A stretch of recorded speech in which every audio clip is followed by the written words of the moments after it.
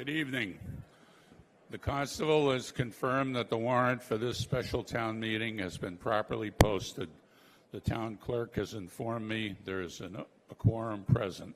This special town meeting of the town of Hamilton is now open.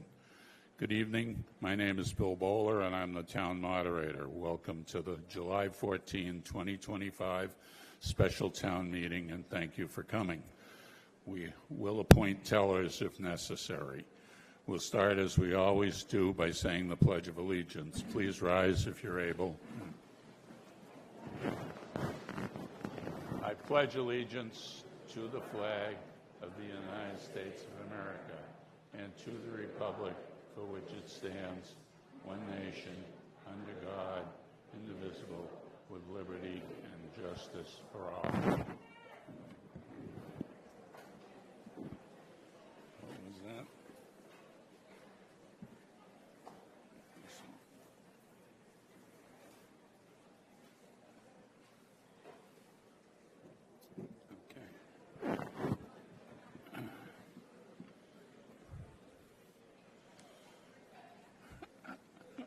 I'll start with some general reminders. First, if you're a registered voter in Hamilton, you should have picked up a voting clicker, which looks like this. If you haven't and wish to vote, then you please get one now out front. Second, please turn off your cell phone to silent. If you need to make a call, please leave the meeting to do so. Third, we welcome non-voters to town meeting, but do ask that you sit in the visitors area, which is located in the back left section of the auditorium, so it'll be easier to know who was able to vote and who was not. Also, the first three rows here on my right are for hard of hearing. On this screen, there will be closed captioning. There'll be a slight delay, but you should be able to follow along. I'd like to introduce the people who are sitting up front so that you know who they are. Tom McEnany and Robin Stein from KP Law, Town Council. Corinne Kale, Town Clerk. Joe Demelowitz, Town Manager. Wendy Markowitz, Finance Director. Bill Olson, Select Board Chair. Bill Wilson, Rosemary Kennedy, Tom Myers, and Ben Galuza, Select Board Members. John McGrath, FinCom Chair, Alex Rindels, Chris Woolston, John Prelage, Harry Phillip, and Sandy McKeon, FinCom members. And also in the front row here, we have members of the Planning Board. I've asked non-resident town officials and those assisting the Select Board or Finance Committee to be present here so they may be available to answer questions. Members of the press and the video crew have also been allowed to be present. I hope you've all read and brought your copy of the warrant. If you do not, there are copies out front.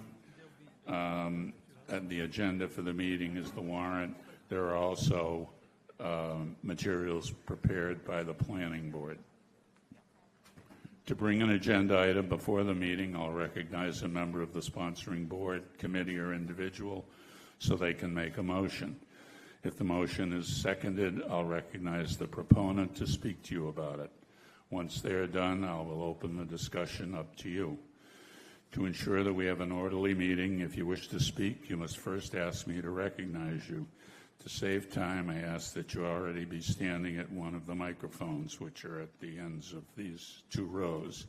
If you're in the overflow room and you wish to speak, you'll have to come into the auditorium. Once you're recognized, please state your name and street address. We'll use the same rules at today's town meeting that we use at every town meeting, which is town meeting time. You'll have 3 minutes to make comments or ask questions about the motion. When your 3 minutes is almost up, I'll let you know so that you can wrap up your comments. If you continue to speak once your time has elapsed, my obligation to maintain a fair and efficient meeting requires that I move on to the next speaker. Your comments and questions must be within what we call the four corners of the motion. Please remember that we are in a legislative session for the town of Hamilton. While we can all agree that spirited debate is welcome, we recognize that being cordial and respectful is a priority for the efficiency of the meeting, and that every person who rises to debate a motion has an equal right to be heard. As such, we expect that at this meeting, like at all town meetings, people will refrain from making remarks of a personal nature about any town official or any person who is in favor of or against the motion, and will just comment on the merits of the motion. Again, to ensure that the meeting is run efficiently, any comments or questions must be directed to the moderator rather than any individual or town official. If I deem it appropriate, I may then ask the person making the motion or another town official to respond through me to the question. Please, no applause, cheering, booing, or any other conduct that will disrupt or delay the meeting. All motions to amend must be submitted to the town clerk in writing. If you need assistance in framing a motion to amend, town council will provide you with some assistance. No more than one amendment may be pending at the same time. A vote is first taken on the amendment and then on the main motion. As I mentioned, when a vote is taken, we'll be using the electronic voting clickers. Joe Demelowitz will demonstrate the use of the clickers in a moment. In the unlikely event that we have trouble with the technology, we will revert to the use of voter cards, and I will ask you to raise your voter cards, and I will then decide visually whether there is the necessary majority or two-thirds vote. If I'm in doubt or 7 voters question the vote immediately after I declare the outcome, I will have the vote counted by the tellers. Joe Demelowitz will now demonstrate the use of the clickers. Good evening, everybody. Thank you for joining us tonight. So you should all have registered at the front and got yourself a voting clicker. The green button is for yes, the red button is for no. We'll have a simple question here, which I hope is being brought up. Here we go. Test question. Would you like to receive text alerts about future special town meetings? Vote yes or no. We're opening the voting now, so go ahead and vote yes or no.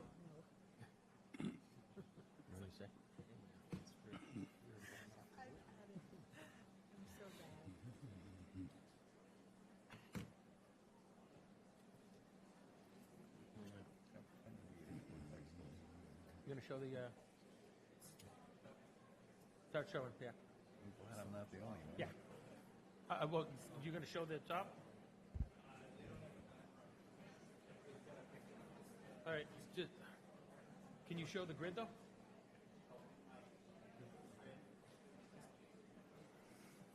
Okay. All right, we're going to call the voting closed now. 288, okay.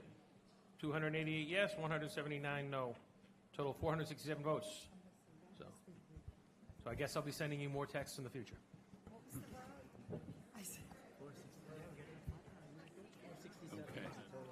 Okay, we'll now begin going through the articles in the warrant. Article 2025/71, zoning bylaw amendment, MBTA, community zoning, form-based code. I recognize Ben Galuza.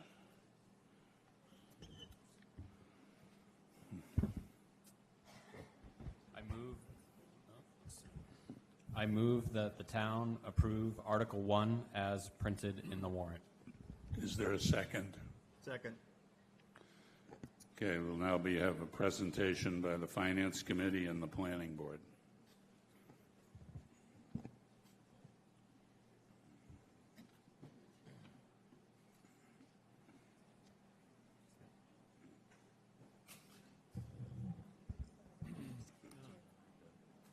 Good evening and thank you.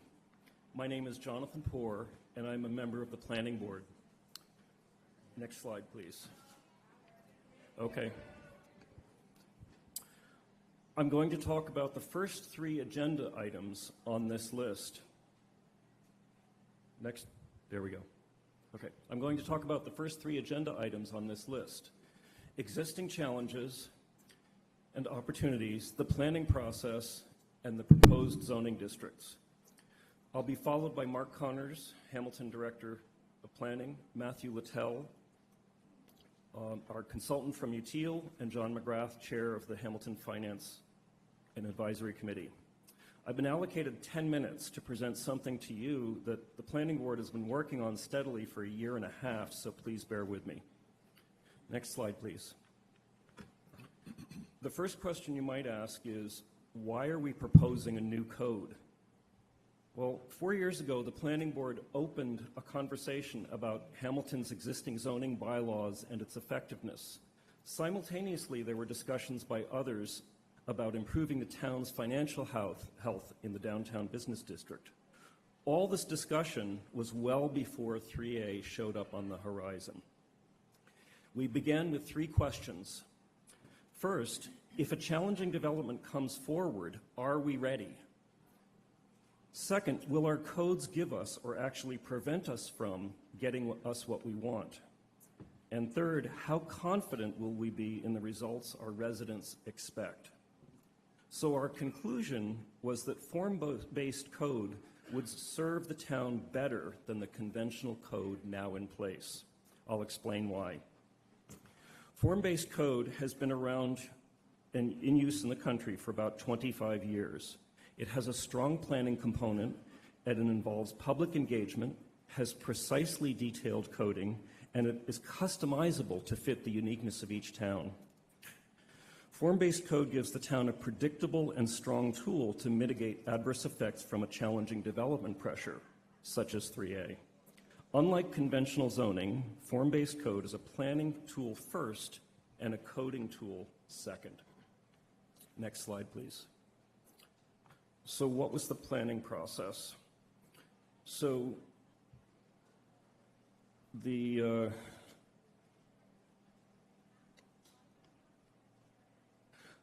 consultants organized a multi-step process that could be briefly summarized as having 3 basic parts. It started with data gathering and visioning, and then involved developing planning scenarios and options, and then finished with drafting the code.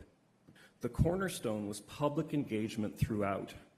So if you were to ask who guided the visioning and planning process for the new code, you did.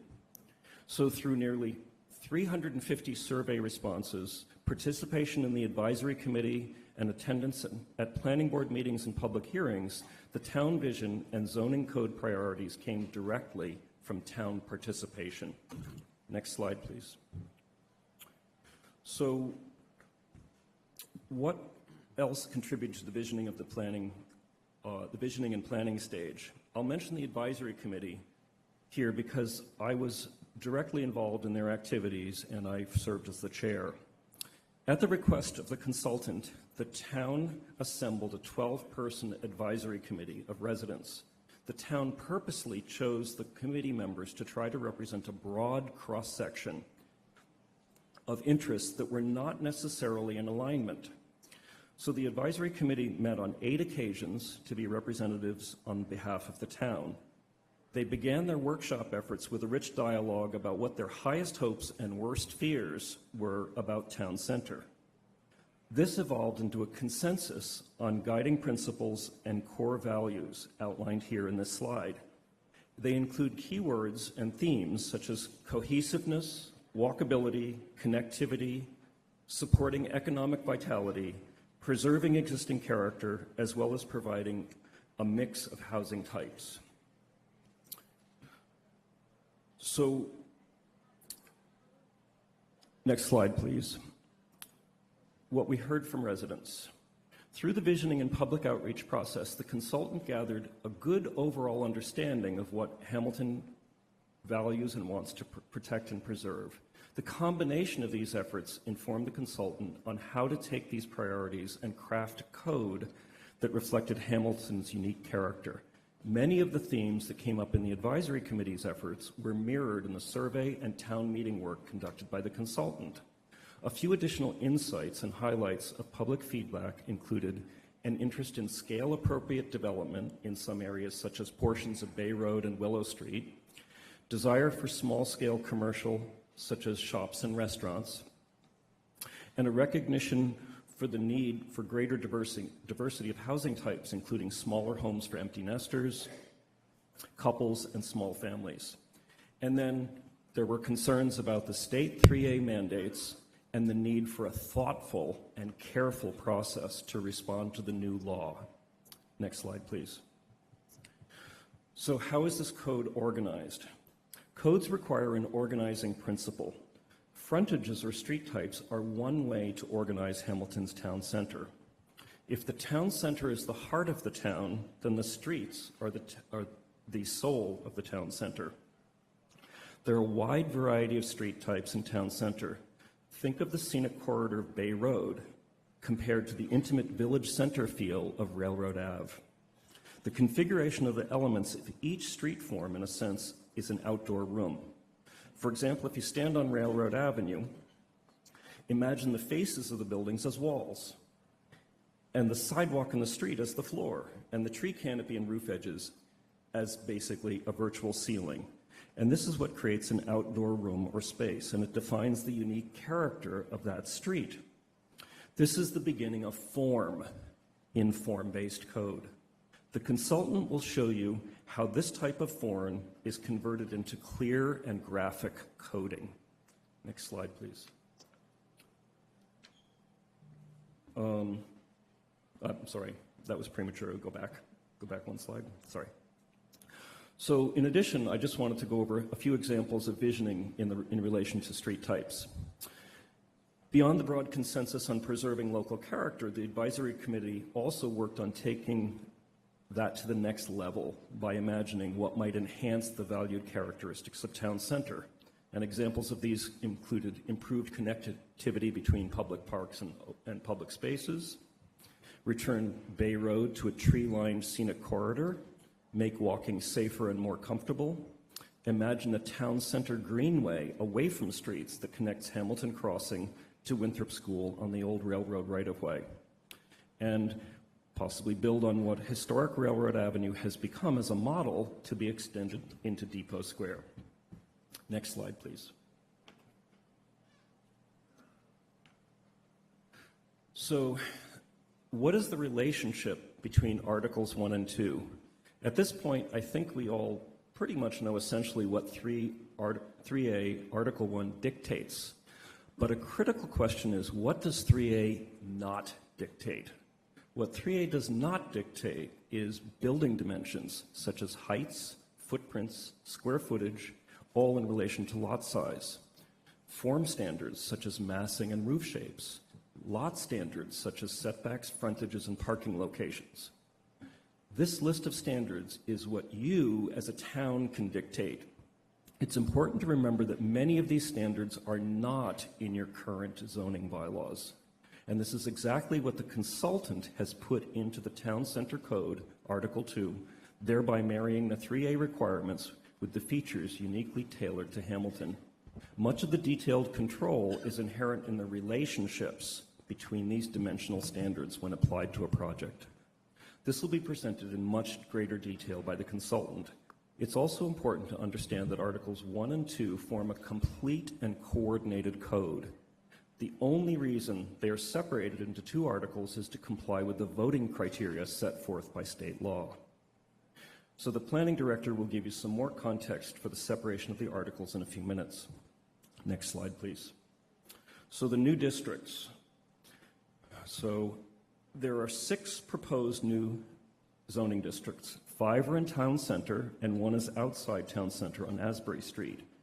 4 of the new 6 districts contribute to 3A compliance. Next slide, please. So the first is 3A multifamily overlay district, which consists of Canterbrook Farm out on Asbury Street, where there are 23 existing condominiums already filling the lot, plus an adjacent lot where an affordable housing project has already been approved and is slated to be built. This is an overlay district and is not subject to form-based code. So, next slide, please. The town center zoning sub-districts consist of 3 areas that contribute to 3A compliance, outlined in the black heavy line on the map, and 2 other districts that do not contribute to 3A, the red and blue areas on the map. These consist of Railroad Avenue, Hamilton Crossing, and the civic buildings diagonally across from Patton Park. All the town center subdistricts would be controlled by form-based code. The consultant will give you much more detail on the difference between each zone and how each of these is tailored to fit Hamilton's unique context and needs. I'll now turn this over to Mark Connors, the planning director.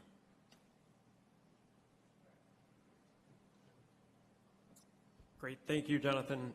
Next slide, please. Just a quick primer. Jonathan briefly described it, but why is the warrant set up this way? Why are there two articles in front of you? The only reason for that is because of the State Zoning Act. The Zoning Act says that most amendments require a 2/3 majority to pass. But there's some exceptions to that, some that require only a simple majority. And the state says we can't combine that language. We have to keep it separate. So there's two articles in front of you, but this was, I know the planning board would want me to emphasize that this was part of one single planning process.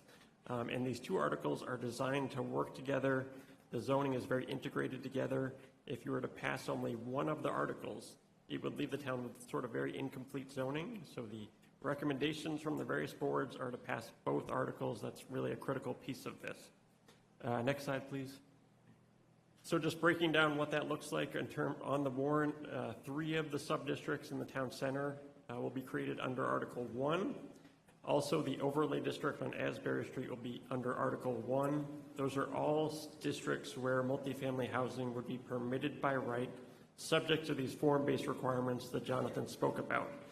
Article 1 would establish those form-based controls, and then Article 2 would establish the 2 other zoning districts in the town center. So that's Depot Square mixed use. That's sort of our core of the downtown. That's the first block of Railroad Avenue, the shopping center downtown, the first kind of block or 2 of Bay Road coming from Wenham. We've decided to keep that out of 3A because that's where most of our commercial is. We want to preserve that part of our tax base. Also, the Bay Road Civic is a new sub-district. That's where the public safety complex and the Council on Aging is located. So Article 2 would create those 2 additional districts. It would also apply those form-based controls under Article 1 to those 2 districts as well. And importantly, Article 2 would establish the full slate of permitted and not permitted land uses across the town center in the 3A districts and the non-3A districts. So really critically related these 2 articles are. Next slide, please. Just a brief kind of primer on the MBTA communities requirements as they apply to Hamilton. Hamilton's one of many communities that's regulated under the law. The law requires, in our case, a minimum of 49 acres be set aside where multifamily housing is permitted by right at an average density of 15 units per acre. So it doesn't have to be 15 units in every district, it just has to average out to that. So some of the districts we're proposing, the density is lower, some is higher. On the map, you see Hamilton where that light blue shade on the map, that indicates that we've told the state that we're going to host this meeting in the hopes of obtaining compliance. Obviously, we haven't voted yet, so there's no decision on how Hamilton will go, so it's that lighter shade of blue. We're surrounded by the darker shade of blue towns. Those are all towns that have already had town meeting and they've decided to pass 3A zoning.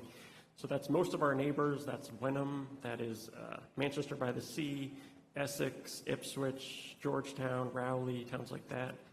The next shade of blue, the darker shade of blue, are towns that have passed the zoning and the state has formally signed off on it. So that's Topsfield, Beverly, Gloucester, towns like that. Today is the deadline for towns like Hamilton to comply with the requirements. So effectively 11:59 p.m. today. I do want to apologize because I know how badly you all wanted to spend the entire evening here tonight, have like a fun zoning sleepover. But we're hoping to have some clarity on this before, a good amount before 11:59 anyway. And briefly, I want to describe the state has, you might have heard this number, it's 731 housing units. That's a number the state has said that 49 acres has to be capable of accommodating that many units. But one important caveat to that is the state doesn't factor into what's already on the property. So in Hamilton's case, we're proposing to rezone land that is already pretty densely populated. It has a lot of housing units already on those properties. In fact, there's 190 existing housing units on the properties. So in Hamilton's case, really the effective net number of new housing units we could get under the zoning is a fair amount lower. It's 541 housing units. As a contrast, when Wenham passed their zoning a few weeks ago, they chose to rezone land that was undeveloped, that didn't have any housing units on it. So in Wenham, it's possible that they might see, under kind of a worst-case scenario, that state number, just because there's no housing units on their properties. Next slide, please. There are several reasons we don't expect we're going to see 541 housing units, certainly not in the short to medium term. A key issue we have in Hamilton is we don't have sewer. You tend to see multifamily uses congregate in areas where there's good infrastructure. It's much cheaper for a developer to hook into existing sewer. What this means in Hamilton is the developer's on the hook to build an on-site system to serve the development. That's an added expense, and it makes development less attractive. So you tend to see less of it in areas like Hamilton.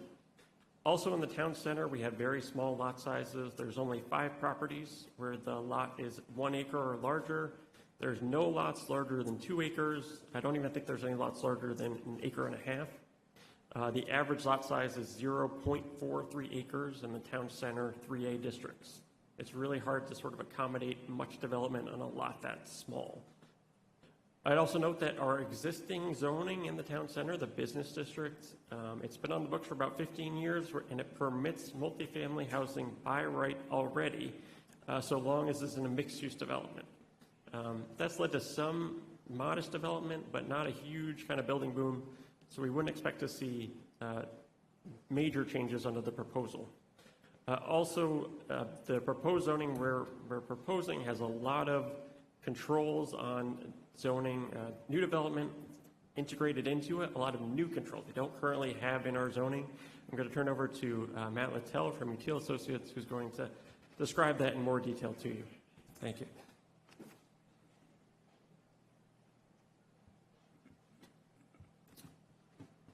Thank you, Mark.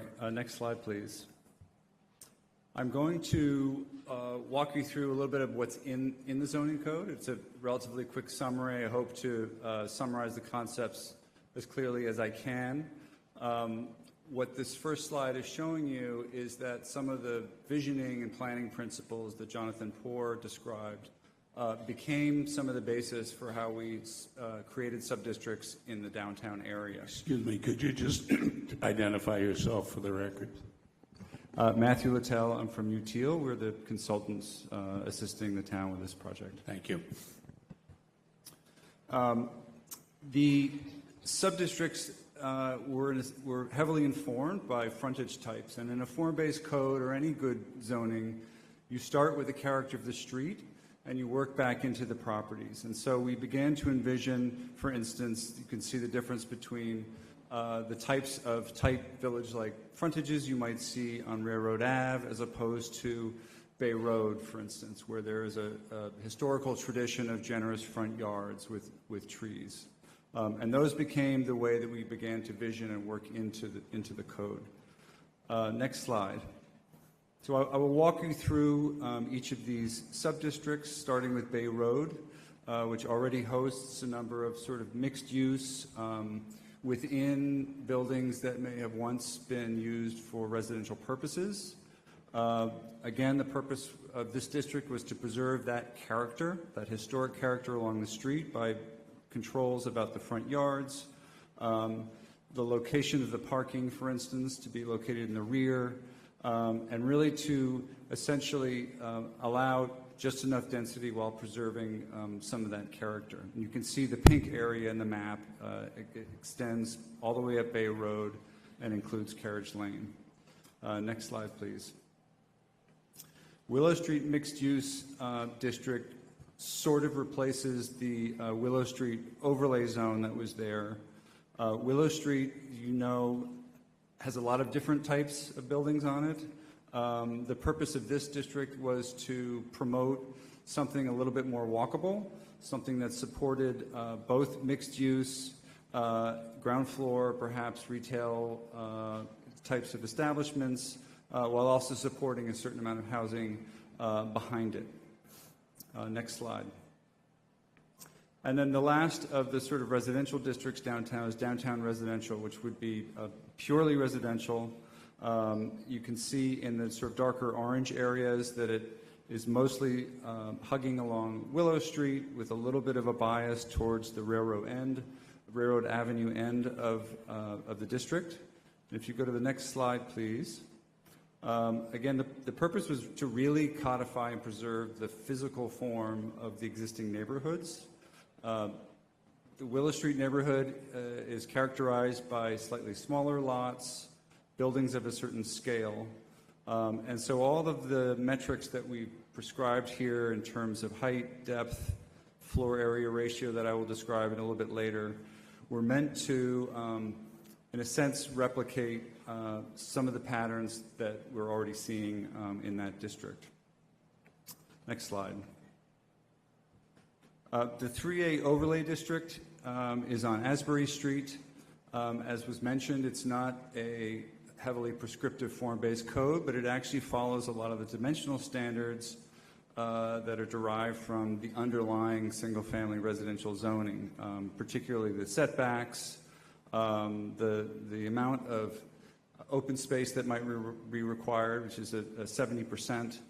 A lot of these dimensions, while the parcels are very large, we have a minimum parcel size of 80,000 square feet, their sort of relative densities are strangely comparable to some of the underlying existing residential zoning. Next slide.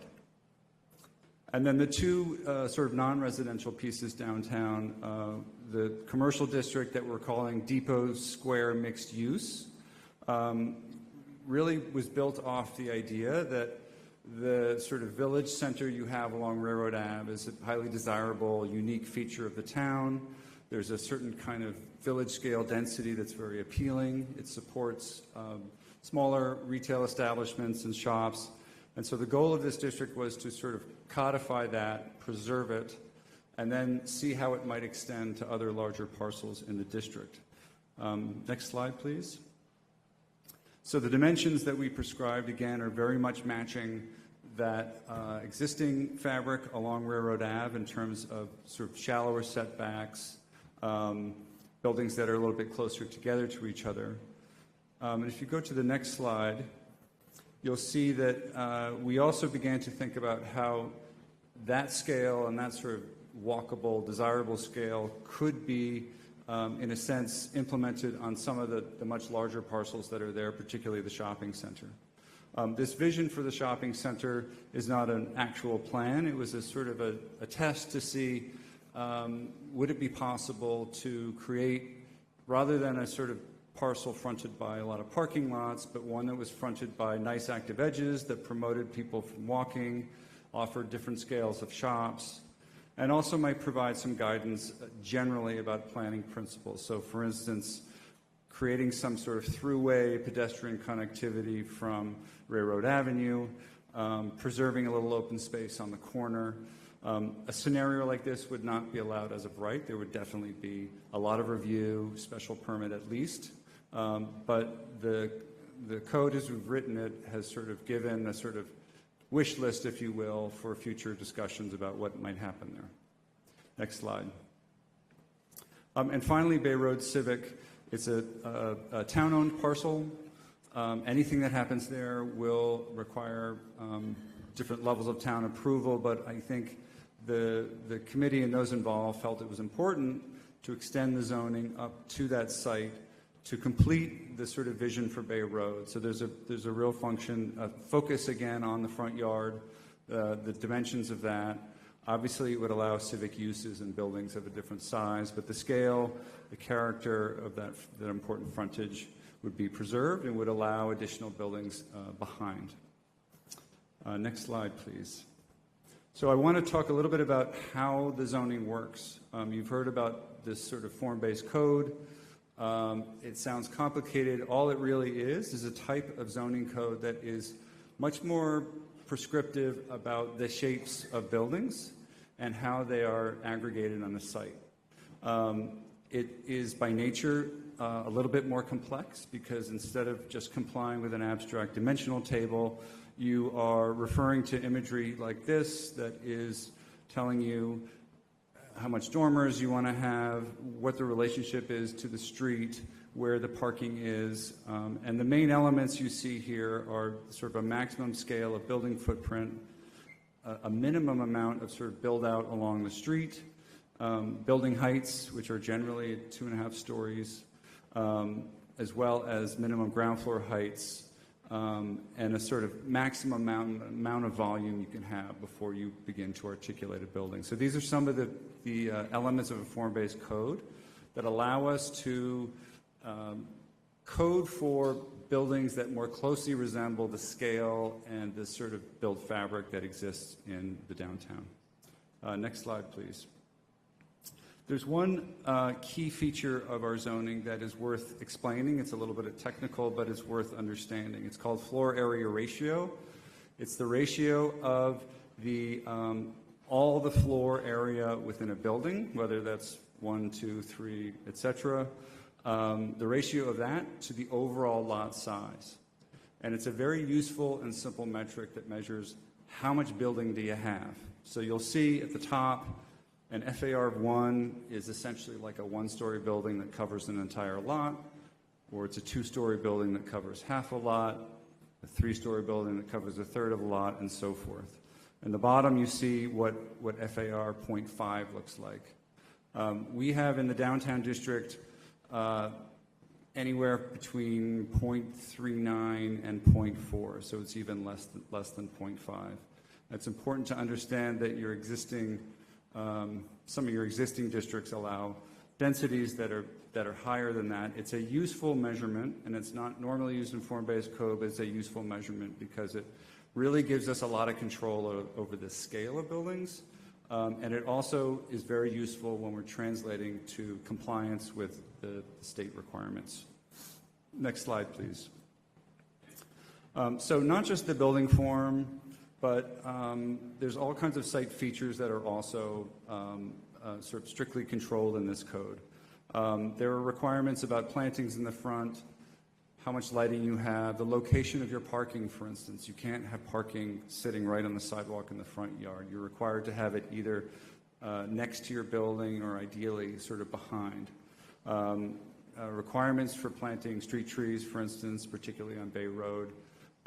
These are some of the important control features that come with the zoning code that are not present in your current code and occasionally lead to undesirable outcomes. Next slide, please. The state gives us it's essentially an Excel sheet, it's a model to determine the compliance with 3A. So when we say we're meeting the requirements of 731 units, how is that determined? It's essentially put through a computer model that takes all the metrics that we put in it, sort of maximum building height, floor area ratio, and it essentially does a kind of estimated calculation.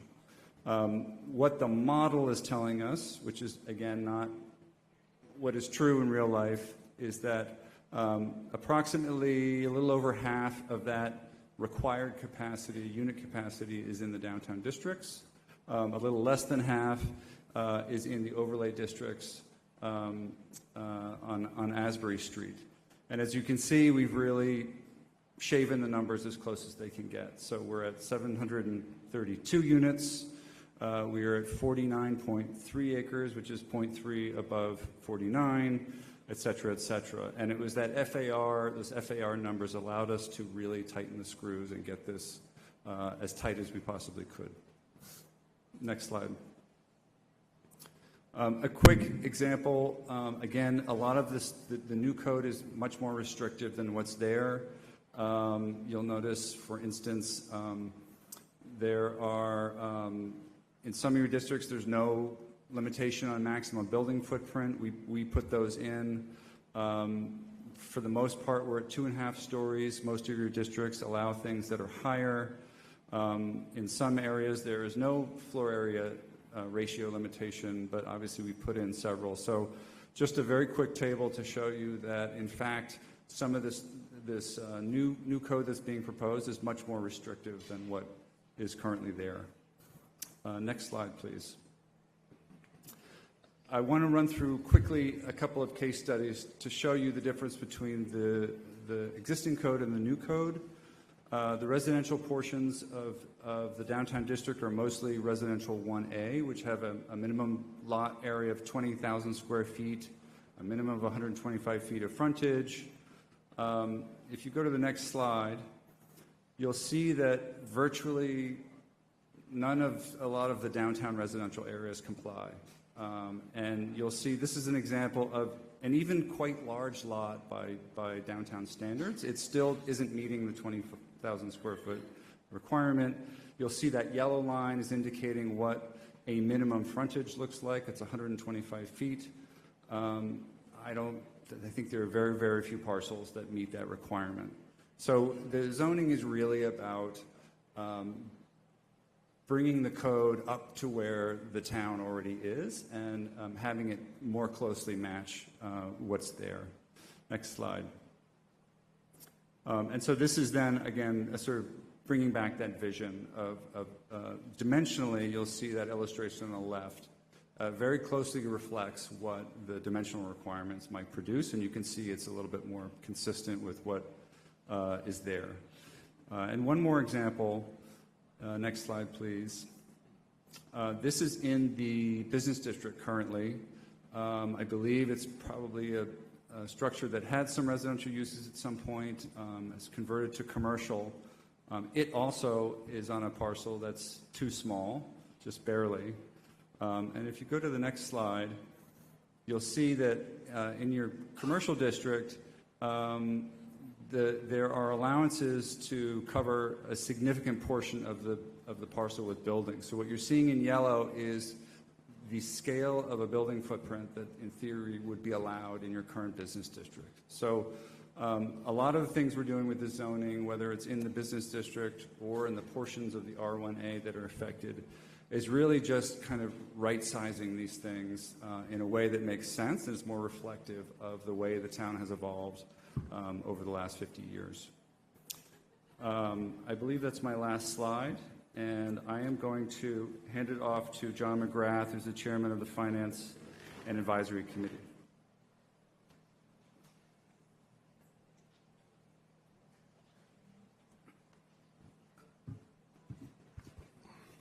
Thank you very much.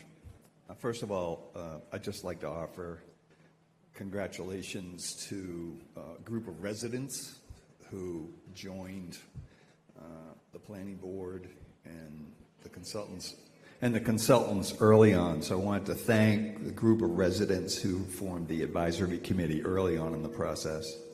Thank the planning board for bringing forward form-based code. I really feel that was instrumental in what we're hearing about tonight. So why don't we just go to the first FinCom slide. We listened to a lot of this over the last couple of years, and we sort of boiled it up into sort of three key elements for us to frame the conversation. The first one was legal proceedings. It's fair to say that and we're certainly not legal folks, our legal folks are here.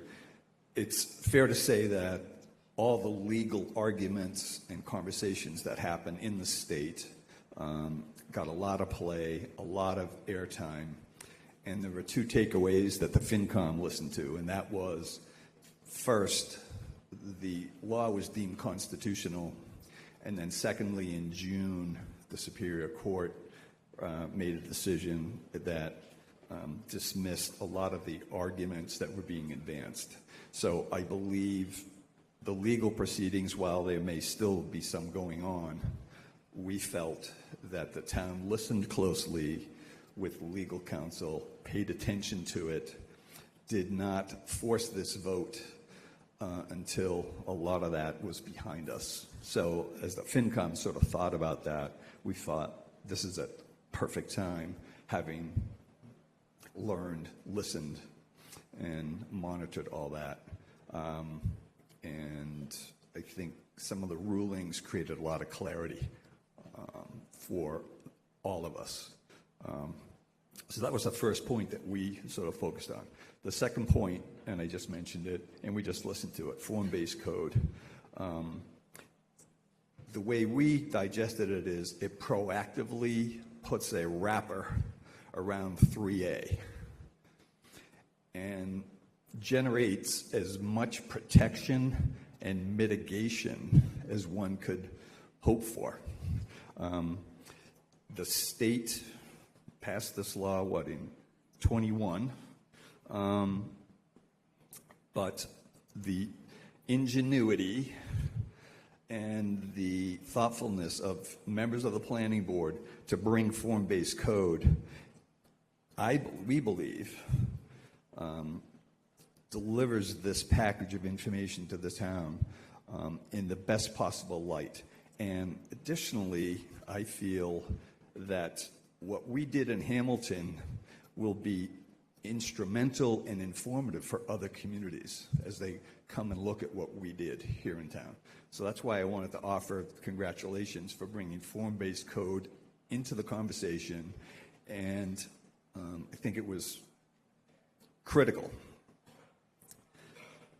The next item is financial impact, and I've had numerous conversations.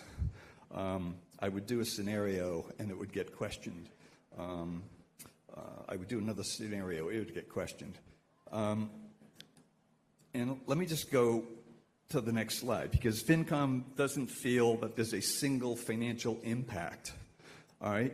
Impacts are along a continuum. And the way we looked at it was, if you build some new real estate, it's going to generate revenue, all right? How much per unit? Well, in this example, we said, let's assume it's $500,000 of value. So on the first continuum, the revenue line, 100 units would generate less than $1 million. 700 units would generate $5.5 million. So this isn't just a cost conversation, it's a revenue conversation. Now, where in that continuum would we fall? You know, who has the answer? We certainly don't. But the way to think about it is we have a tax rate. If new value shows up in town, it will be taxed. You can assure Joe will not let anyone not pay their taxes. So that's the revenue view. The next view is expense. And I think most people will agree, if we build a lot of new residential buildings with half a child per unit, to pick a number, the biggest cost will probably be the schools, all right? Now, if you want to do the math, and I've had a lot of people helping me do the math, is it marginal cost? Is it full cost? So what we did is we said, okay, if it's $5,000 per student, $10,000 per student, or $20,000 per student, the cost will array across that continuum. I could generate another slide that said $15 million, all right, for adding 700 students to the schools. Not likely. But the point is, we don't know exactly what's going to happen. What we wanted to do is arm you all with a way to structure your conversations, form your opinions, and in your own mind, figure out where in these continuums we're going to be. If we add a bunch more people in town, we probably want to add some more firemen and maybe another police officer or two. So that's the last line. So the FinCom basically said there's no way for us to say exactly what's going to happen. In our book of recommendations, we put a few scenarios in there. It was published a few weeks ago, so if you took the time to read it, you'd see some of them. One of the scenarios, if you go to the next page, Cindy, this is one of the scenarios we did. Someone said to me, geez, John, you kind of stacked the deck here. More revenue than expense. That's a little sleight of hand, right, John? Not necessarily, but the idea is 700 units, could generate 350 million in revenue. There'd be some auto excise tax. There'd be some more revenue because they'd be consuming water. You get $6 million worth of revenue. On the expense side, I picked $10,000 per student, half a student per unit, $3.5 million. Put another $1 million in for other expenses, $4.5 million. This is one scenario I called scenario 3. Let's just go to the last slide and I'll wrap this up. So the way I look at this is a single comprehensive overhaul to the code is in front of us tonight. It puts a wrapper around the 3A requirements.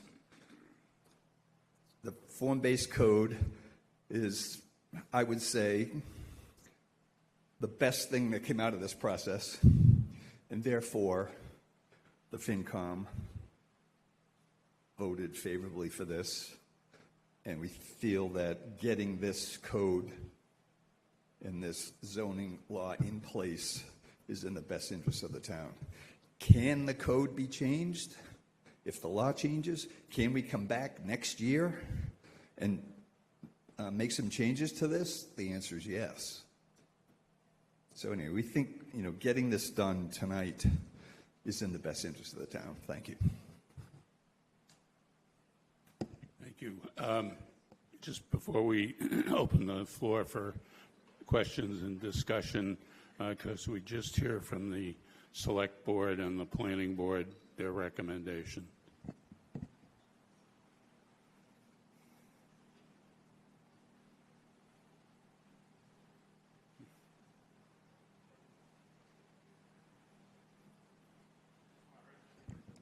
I recognize Joe Demilowitz.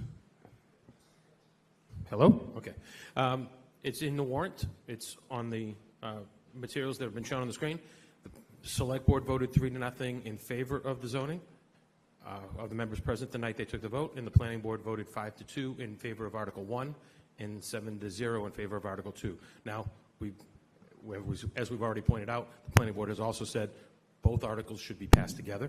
They complement each other and they fill each other in. So, but all three boards, FinCom, Planning Board, and Select Board, have voted favorable recommendation on both articles.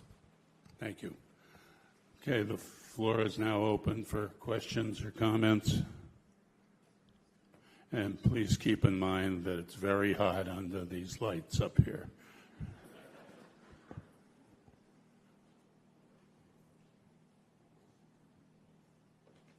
And just before, once again, if you're in the overflow room and you wish to speak, you'll need to come into the main auditorium. Thank you. Thank you, Mr. Moderator.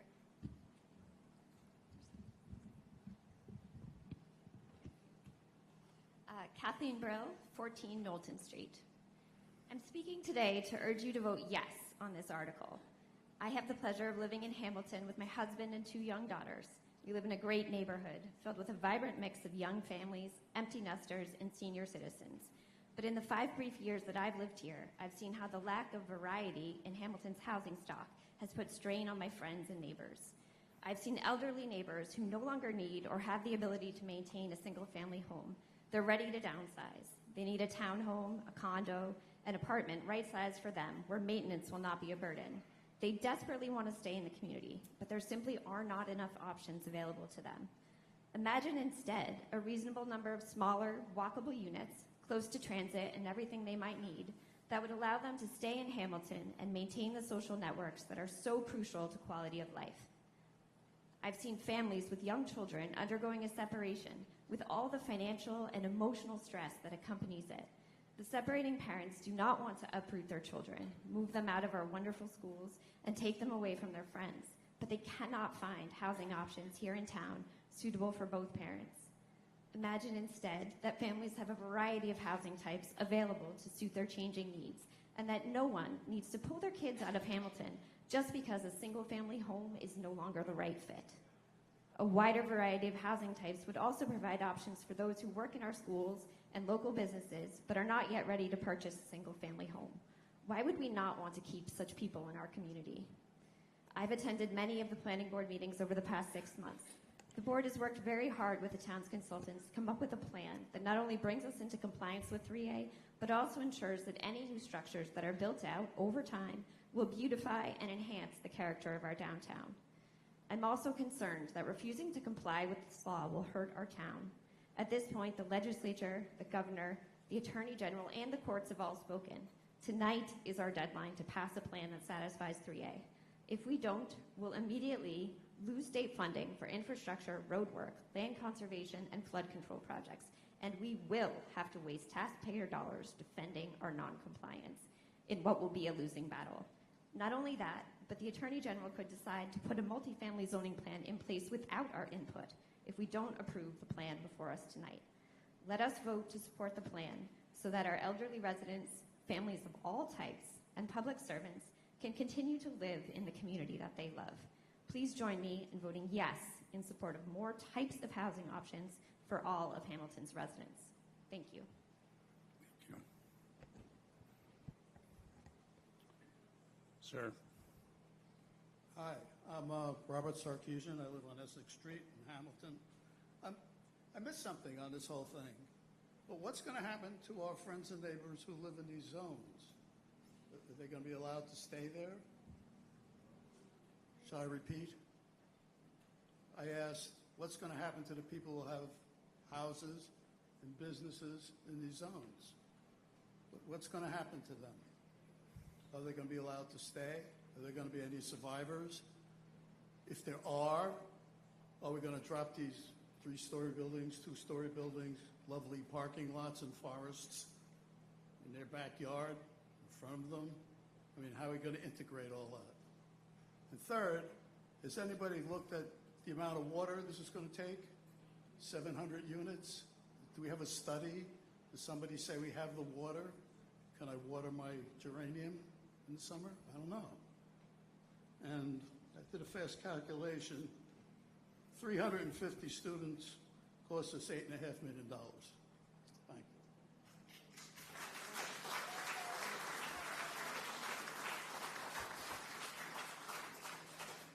you. Ma'am. Erin Crowley, 1 Appaloosa Lane. First, I just want to acknowledge that the planning board and all of you have already presented a lot of really factual information that is so appreciated. I want to respond to what the gentleman just asked, that no one is being displaced from their homes, and I also think they made it very clear that any water needs or infrastructure needs would need to be fulfilled by the developer. And that's why I'm grateful for this opportunity tonight for people to get factual information, because there's been so much misinformation in our town about what this is. I'm asking people to vote yes on both measures. I am passionate about this issue because the more I understood it, it was very personal for me. When I was 5 years old, my mother left an abusive marriage and struggled overnight to pay the bills. She could not afford a single-family home. We were very fortunate to get a condominium near an MBTA station that she could afford.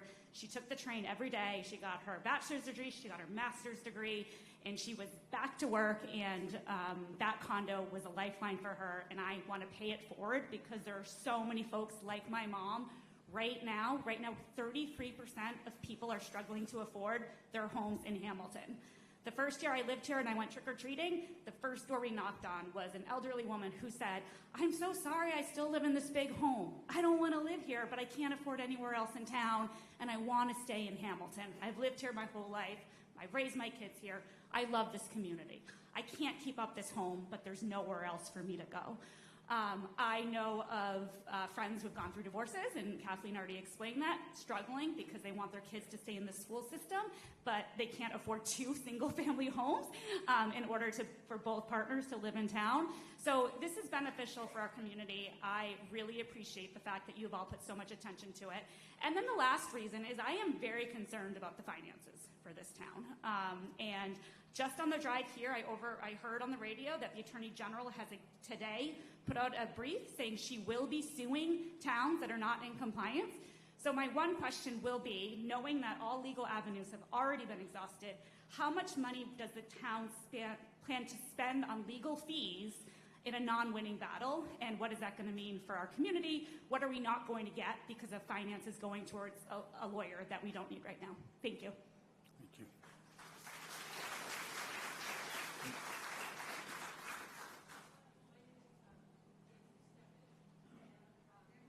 I think, Linda Preston, 288 Highland Street.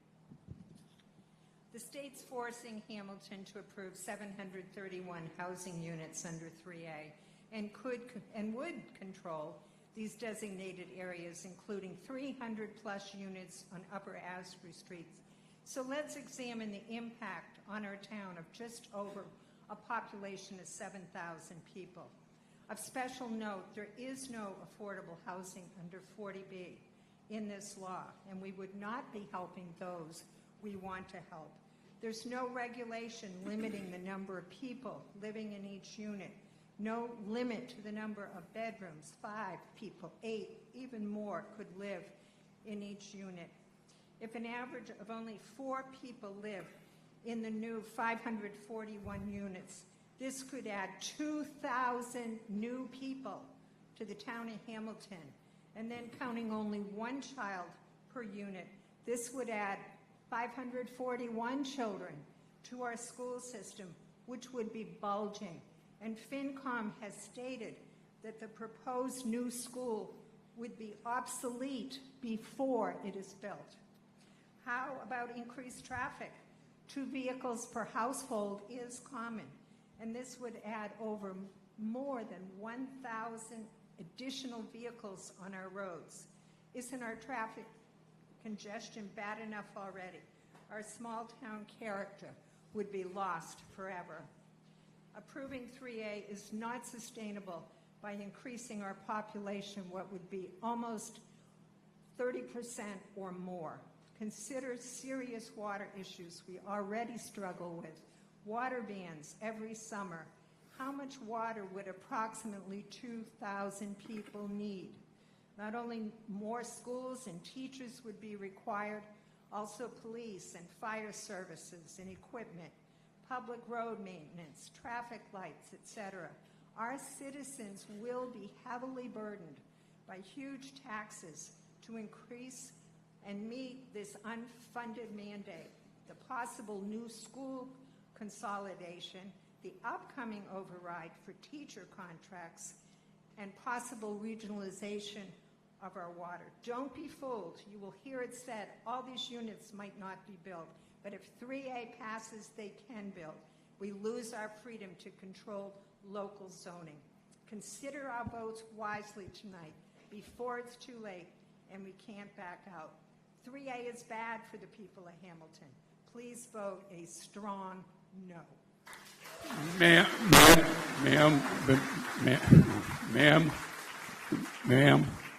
could you just repeat your name, please? The clerk didn't get it. Linda Preston, 288 Highland Street. Thank you. Yeah. Please, let's keep no applause. Okay. My name is Nancy Steffes. I live at 1 Highland Street.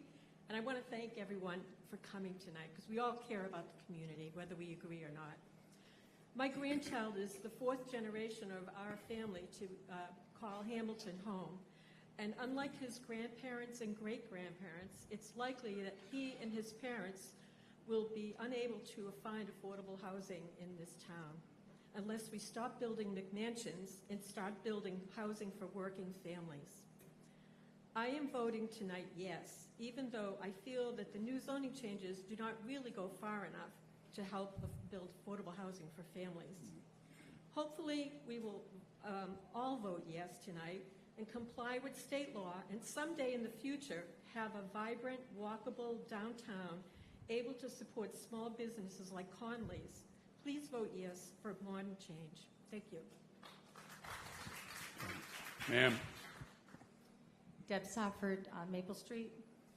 Happy Bastille Day. We're going to try and push back against despotism here. I just want to go back to the premise. The premise is that the state has arbitrarily decided that we have to increase our density. by a certain amount based on a radius from the train station. We are the only town, I think, in the whole state that has the train station on the town line. So the half-mile radius is over, we have a half a circle. So the density is intense for Hamilton, and we should be pushing back on that. And we're not. And once, if this was to pass, we lose any leverage with the state to negotiate a lower amount. We also lose any ability to address unfunded mandates, because some has gone to the court system, but some hasn't. There's still some issues that are out there, and we lose our leverage, and we should be fighting back, because it's too much when the town line is on the train station. There's no, it's a very arbitrary metric that was used. So we are being asked to take a poison pill, and we're being asked to sweeten it with form-based code to make it taste better. But the reality is, if it's a mandate from the state and they're going to come after us with a stick and beat us if we don't approve it, why are we voting? Why are we voting if it's a mandate? We're voting because they need us to vote to take the poison. And they're going to sweeten it, we've sweetened it with the form-based code. I happen to think that the form-based code makes sense, but for 3A. I was on the advisory committee, and I was consistent in my feedback that the form-based code is great, but why are we zoning all this area for multifamily? We don't need all that. Why? We definitely need diverse housing. No one here is against diverse housing, but this is not affordable housing. This is abundant housing. It is not affordable. And if we think that we're going to meet our goals, if they build these 3A units, we will be in non-compliance again on 40B. So it's kind of this awful cycle. And by the way, that spot on Asbury Street that is not developed but is slated to be 40B, if it is a 3A overlay, there's nothing to say that they won't switch it and have it become luxury apartments. Shrewsbury did this. They had a 40B unit plan laid out, and after it was 3A overlaid, it switched to luxury apartments. So luxury apartments is not going to help our younger people move into town or our elders, downsize. So again, the 40B is the key to affordable housing. The state took out affordability from the 3A. So again, I want us to think really carefully about the premise. The premise is, do we have to comply with something that the state has arbitrarily decided is relevant just as a generic metric? Do we have to comply with that?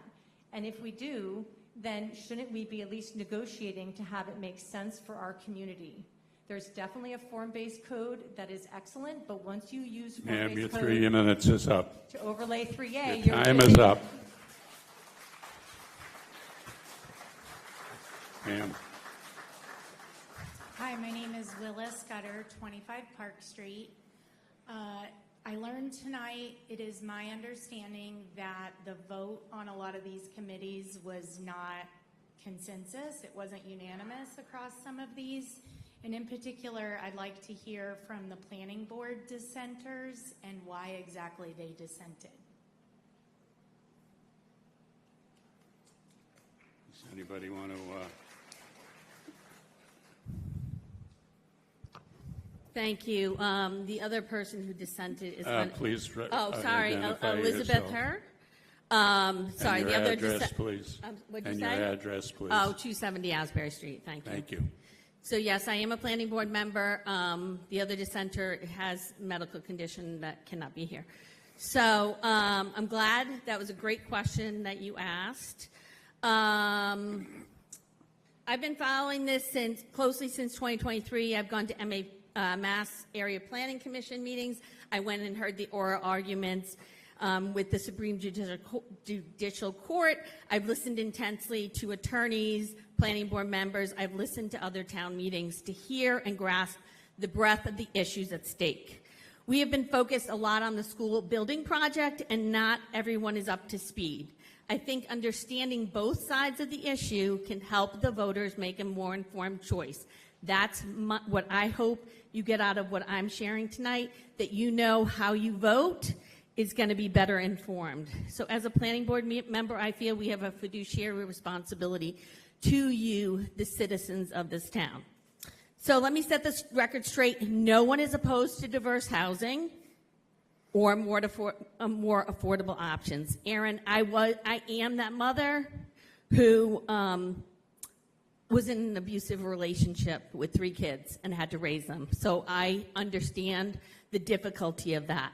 One of my heartfelt desires is to see older people be able to downsize in Hamilton and stay because they have invested their lives here. So we have common ground, and I want to say that because so many issues have been contentious in town. There's a lot of common ground. I just don't think it's the right way to go about it. First, I believe that we should keep our zoning local. By adopting 3A guidelines, we are allowing the state to control the zone and what happens. The Gloucester Harbor Overlay District is an example. They have to go to the state when they want to make any changes. The state may be able to change the underlying zoning, may be able to change the underlying metrics. This is seen in the stretch and specialized building code. They did not have to come back to special town meeting when they made the requirements stricter. Again, I don't believe we should turn over our zoning to the state. I believe that 731 is too many units. That is what we're zoning for, 731. Somebody talked about half of our district isn't even in our town. So I feel we should be pushing back on the state. If we pass and adopt 3A tonight, we give up, as someone said, our negotiating power.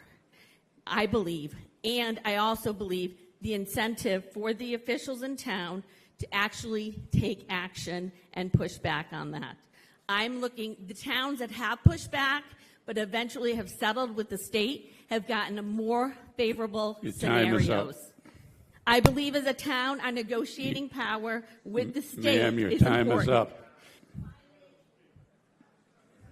Ma'am, your time is up.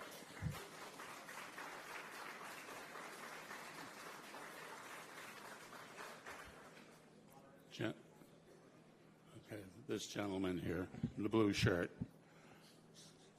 Okay, you're both being gentlemen. The gentleman in the blue shirt. Mr. Moderator may be recognized.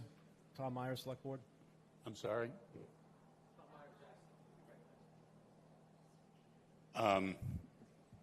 Yeah, let's let this gentleman speak first then.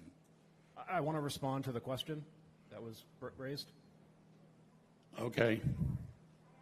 No, I just want to note that in the response to the question about the members that voted, so I was not present the day that they voted. Unfortunately, I was on vacation, so I would have voted in favor of both articles. So it would have been a 4-0 Select Board. Okay, thank you. Sir. Stephen McWhorter, 18 Cunningham Drive. You're going to get your civics lessons now. So just to clear the record, 3A is not about affordable housing. And the other part of it, 3A is by the state, not the people. We're a representative government. We are the people. If you vote for 3A, we're going to give away our right to self-governance. A select board person told me that did it for 30 years. We will never get the rights to that. 46 acres back again. The state can do whatever they want. As far as UTIL, they told us very early that their plan can't work in the tight quarters of downtown Hamilton. They said most likely nobody will come. It's not affordable for the builders. The state will override any of that, and they can do anything they want. It's a board, 10 people out of Boston. If you want that, you want to vote against yourself, give up your right to self-governance and to vote. 3A all the way. Other part of it, read very early into the regulations for 3A, it says, hey, do not worry about available stock, real estate in that district.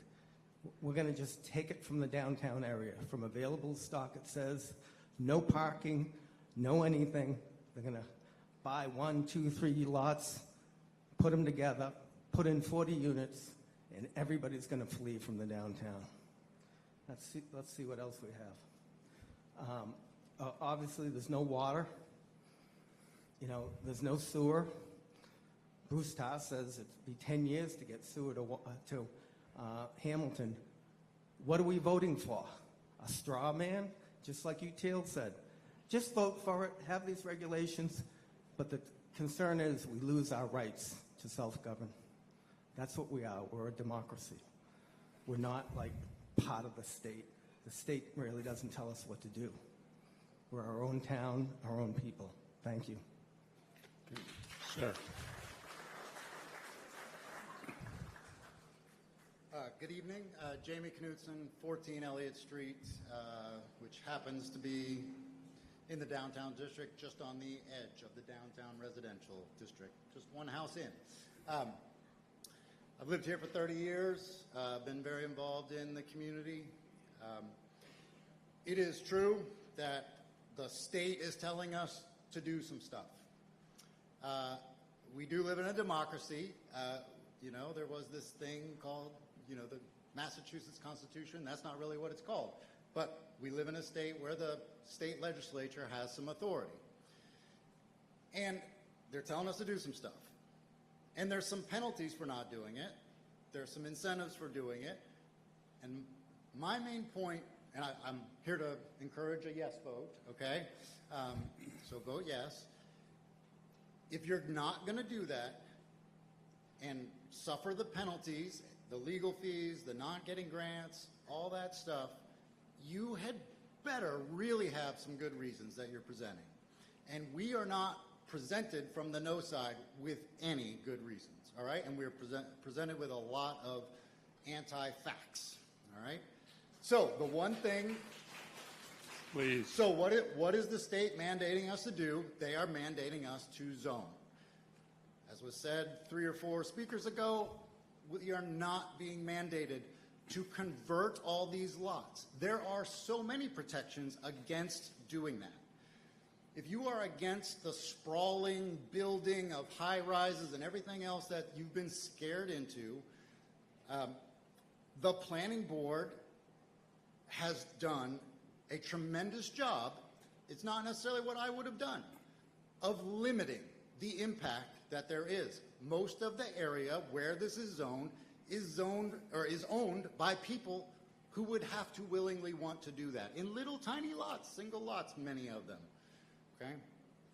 I am the chair of the Affordable Housing Trust, been on the Affordable Housing Trust for a while. I'm not speaking in that capacity, but it is of interest to me.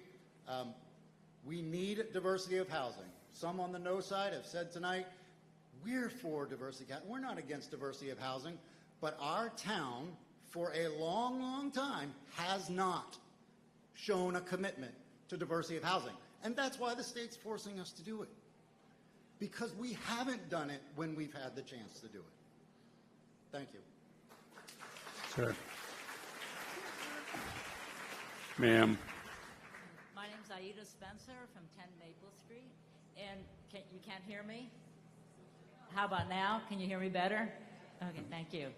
And then what it is, I just want to thank you all for the work you've done, and I agree that the way this has come down is like a dictatorship, but I thought the proposals, you went through the survey. I remember I did the survey electronically, and you have some good guidelines. I just have a few questions before we vote, if someone could answer for clarification. And let's say if you're selling your home and you're in the town center, Asbury Street District, must you sell it for multifamily use and not to an individual or single family? Also, if the owner dies, can his or her heirs inherit the property for their own use? In other words, must any sale in the town center be multifamily housing? Can any of the properties in the 3A sections be taken over by eminent domain, or must the owner be willing to sell to a contractor? So I think those are the two things. And the other thing I wondered, why is the minimum width in the Bay Road and Willow Street 40 feet, but in the downtown residential 30 feet?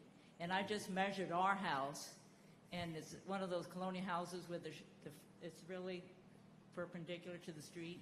And I thought 30 feet is very, very little. So I thought if there's any way to make them all 40 feet, I thought would be fair. So I want to thank you all, and I appreciate what you've done, and just need the questions of clarification. Thank you. Bill, can we recognize Planning Director to answer those questions? Okay, yeah.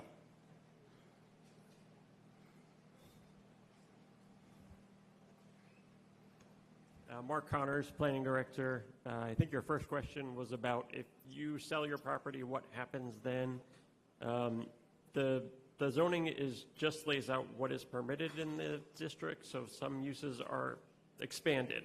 It doesn't create any regulations on the property owner or the person who buys the properties. The state has protections in there. Single-family housing will continue to be permitted in all these districts. So your lot would likely be conforming with the new zoning. If it's not conforming with our existing zoning, there's no requirement on the property owner or the buyer to change the use in any way. So I think that covered most of it. The question about where we came up with the numbers, I think I'll hold that for now. At the end, we'll have Matt Littell kind of answer some of those more technical questions on the figures. Thank you. Okay.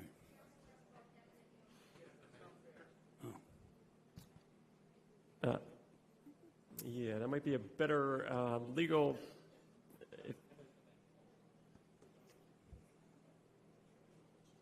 I guess the question is, well, I think I don't even think this town can take any property by eminent domain. Okay, I'm going to briefly step out of my moderator role into a semi-legal role. If somebody wants to see my bar card, I'll show it.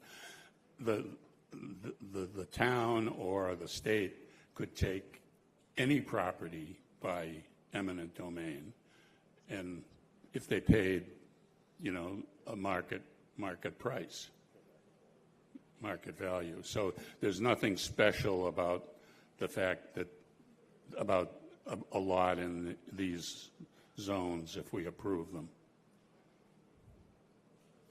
I think that. Yeah.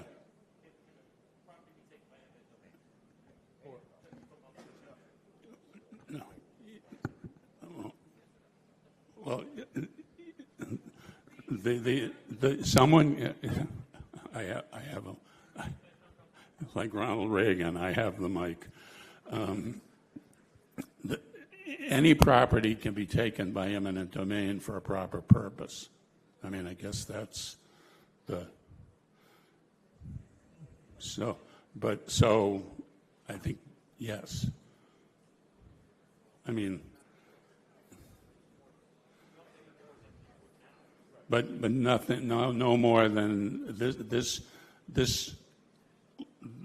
These articles don't create anything that would increase the possibility of eminent domain or any rights to eminent domain.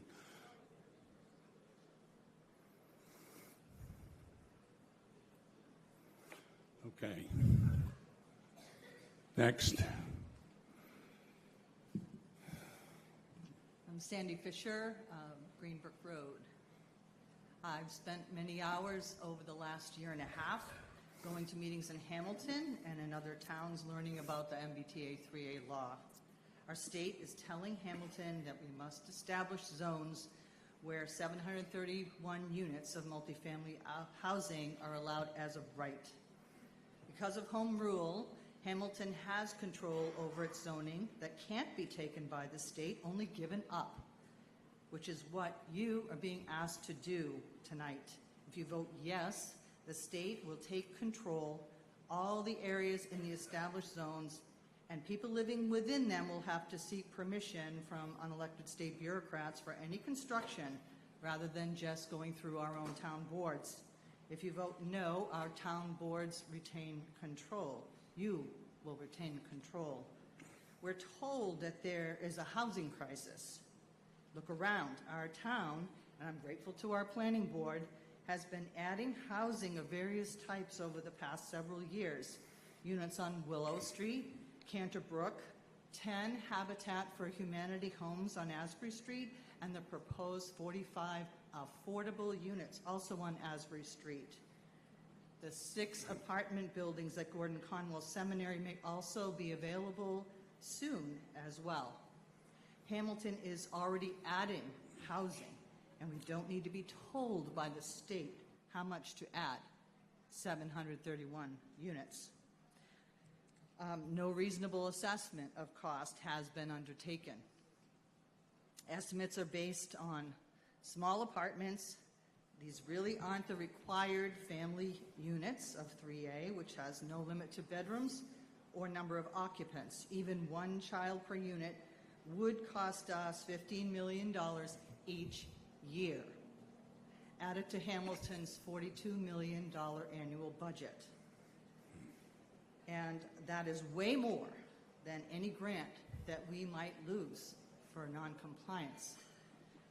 And this is from a state also that is operating $1.5 billion in the red. So how many grants do you think they're going to be giving out? My background is hydrology, and water supply is a very serious concern of mine.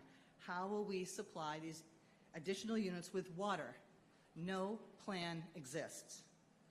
I saw an electronic sign today on Bridge Street. It said, "Welcome to Hamilton." And the next screen was mandatory water ban. Welcome to Hamilton, mandatory water ban. Thank you very much, and I want to thank all the boards for their hard work. But I would urge you to vote no and retain our local control. Thank you. Okay, the moderator is going to take a 1-minute break here, if I may. Joe? Would you? Well, that's...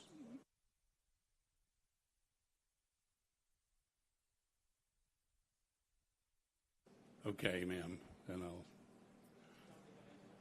I'll... well, yeah, but this, we'll let this lady speak and then... Thank you. Nanette Malero, 247 Forest Street. I'm here, like many others, to urge you to vote yes on both measures because it's been very clear to me in the several presentations that I've seen that our board has done a lot of work. I want to say I agree with a couple of other speakers that we haven't really done enough with this particular proposal in terms of affordable housing, but I think that the board has been listening to the town and our concerns about retaining a small town feel, not wanting to have massive development, and I believe that these proposals are well thought out and meet those needs of satisfying the requirements of 3A while still allowing for us to stay in control of what happens in those areas and also very much, I think, limit the possibility of anything happening instantly. And the other thing that I heard is that these can be modified, that we can change things if we need to. And I think that it's important that we vote yes so we can stay in compliance because I also share concerns about what happens to our funding that we lose and what about the lawsuits and the fact that at some point the state could just come in and do it their way. And if we want to maintain control, our best options are to vote yes on both articles tonight. So thank you very much for all of your hard work and for considering our needs. And thank you to everybody who has shown up here. It's clear that we have a very, very caring and committed community. Okay. Before we hear from these folks in line, I'm going to ask Robin Stein, who's zoning counsel, to address a couple of issues. Do you want to?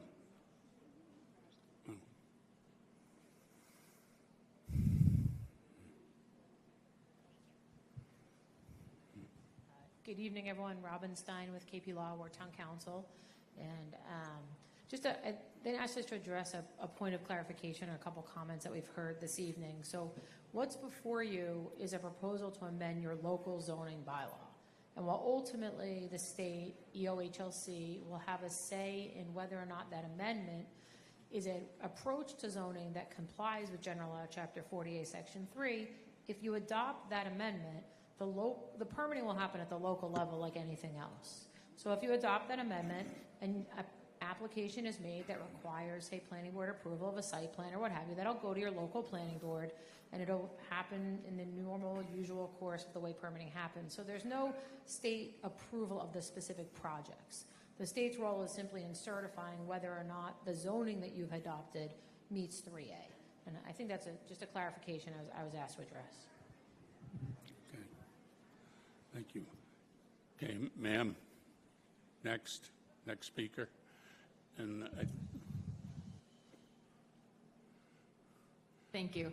My name is... I think we see the end of the line, and I think probably be a good time to vote, don't you think? Okay, but we... All right. Thank you. My name is Lauren Lynch. I live at 62 Willow Street. I want to thank all the presenters, the Select Board, the FinCom.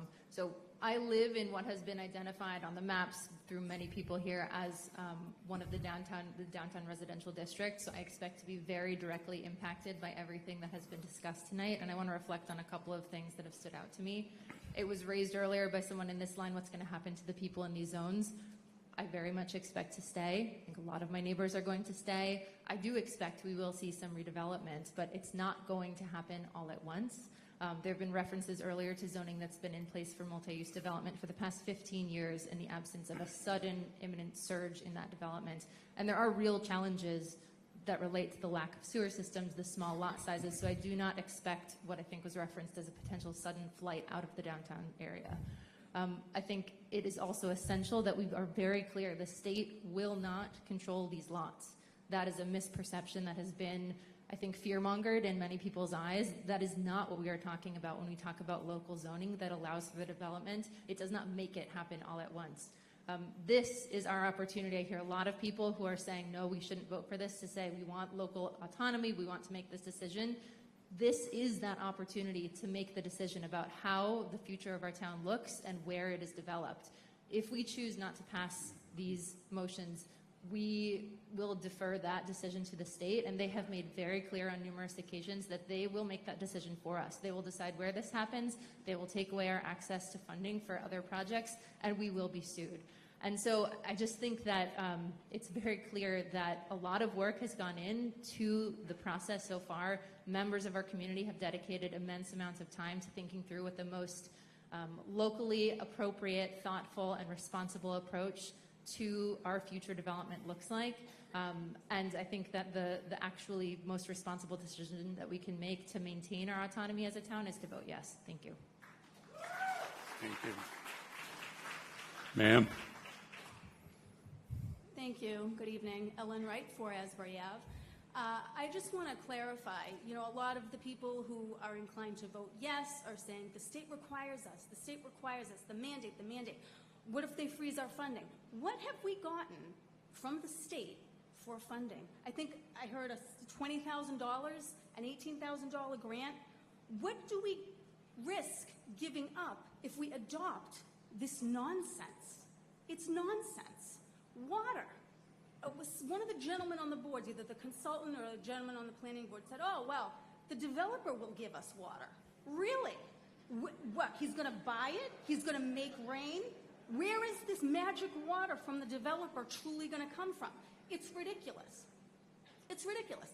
And lastly, there's other towns that have rejected this. Another one of the presenters up here pointed to a map. Oh, Ipswich, Beverly, they adopted it. Well, what about Winthrop? What about Marblehead? What about Holden? What about Tewksbury? They told Mahler Healy to pack her bags. We have nothing to be afraid of, people. What are they going to do? Send in a special master? And what's the special master going to do? Bring in cranes and bobcats? I don't think so. It's not going to happen. And lastly, I'm a single mother of two boys. I lived in Lowell for 15 years. And everyone keeps talking about diversity of housing, diversity of housing. Well, I'll tell you about diversity of housing. Living in Lowell for 15 years, I left Lowell for a damn reason, okay?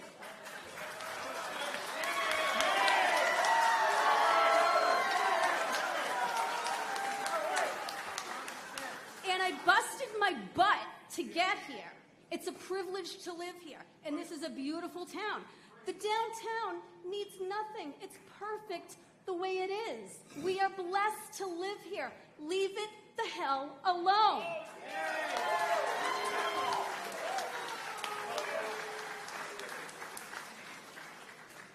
Ma'am. Going to be hard to counter that one. Melissa Saxel, 60 Echo Cove Road. I am going to try my best. So when we think of Lowell, I don't think that's what we're talking about here in Hamilton. We're a much smaller community. But if we look around at other communities in Massachusetts who have been proactive instead of sticking themselves in the past like we have for the past 35 years in this town, they have made progress. People have been up here today scaring you about the cost of schools. That's what I would like to specifically speak to. If we look at two towns in our state, Beverly, our nearby neighbor, has had a massive influx of housing over the past 20 years. I'm sure you've all seen it as you drove in and out of there using their stores, restaurants, and amenities that we don't have here. Okay? Beverly's school population has remained flat in the past 25 years. There's no influx of people coming to multifamily housing.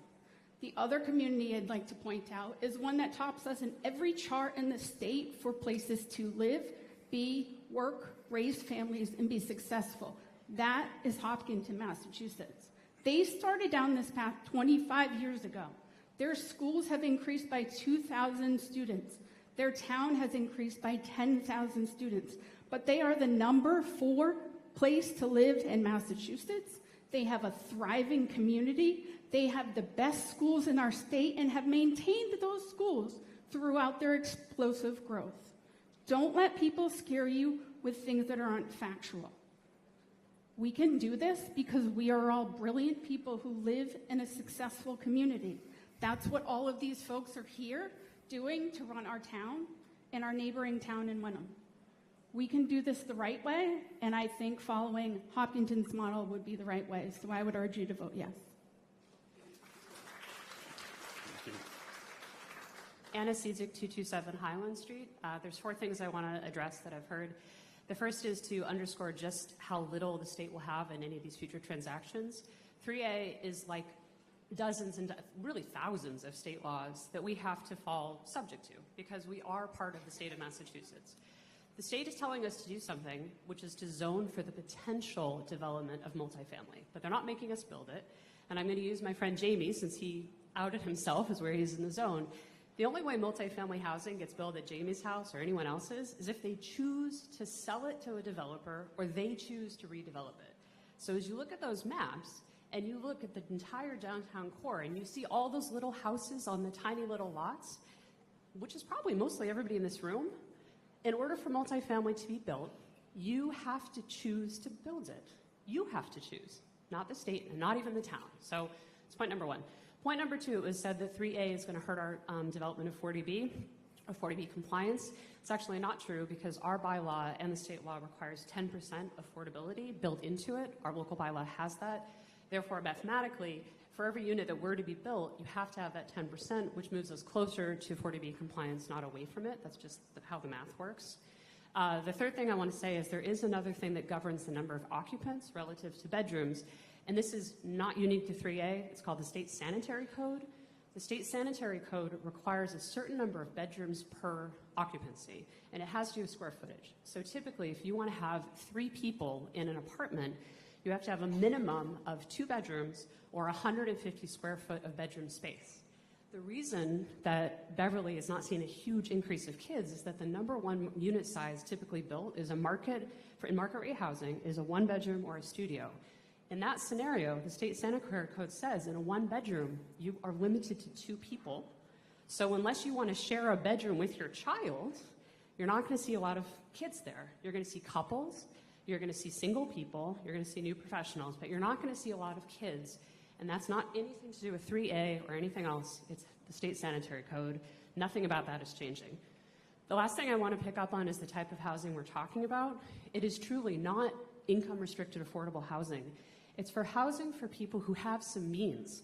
How many people in this room are seniors who'd like to downsize but have a big retirement plan or have some savings or maybe have a second house?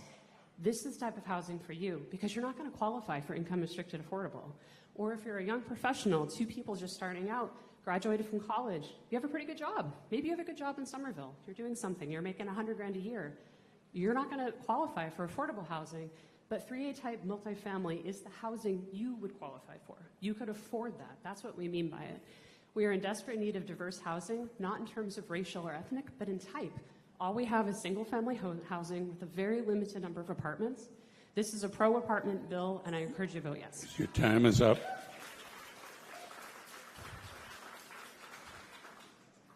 Hi, I think, okay, no, I think, oh, okay, I'm sorry. I thought somebody was trying to get in line. I think you're the end of the line.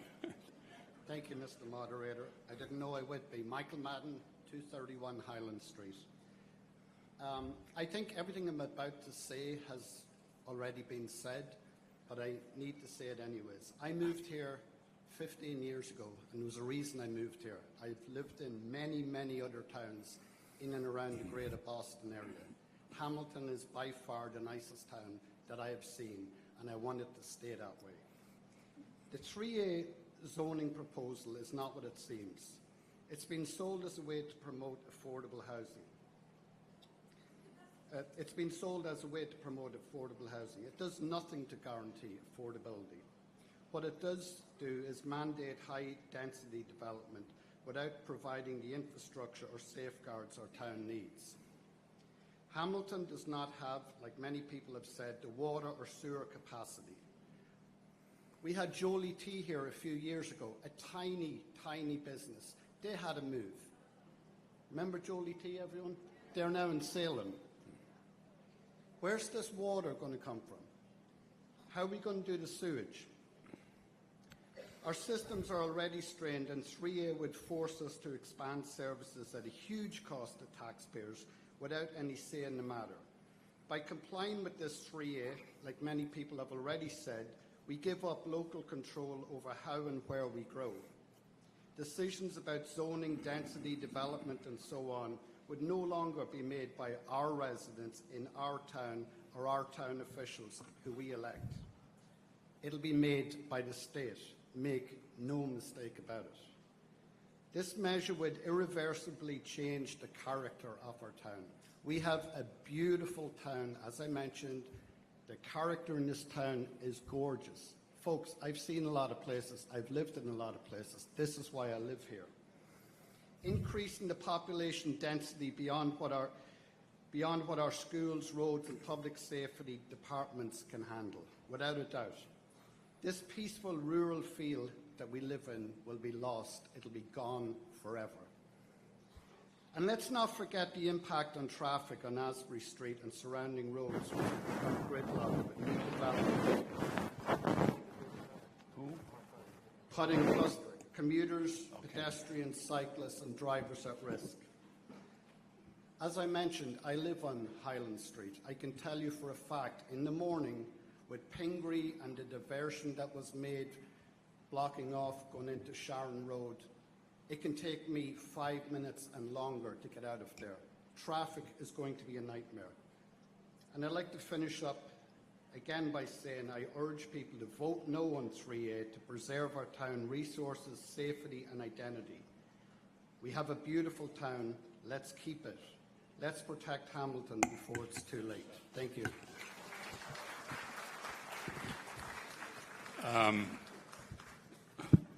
Mark Connors has something new to.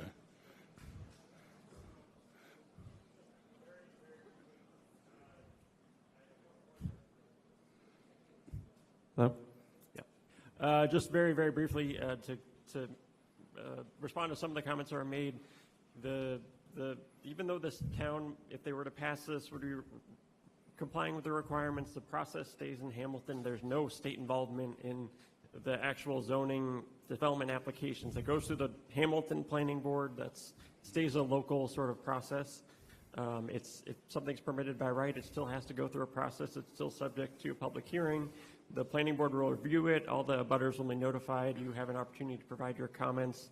And the planning board can't approve something if it doesn't comply with the zoning requirements. And I do want to emphasize that the planning board is not particularly supportive of 3A. They spent a lot of time refining this zoning to try to give the town something that would really mitigate those impacts. If you're a really pro-housing person, this is not a plan that we expect to produce a lot of housing. We spend a lot of time sort of refining it. To do that, there might be some small impacts.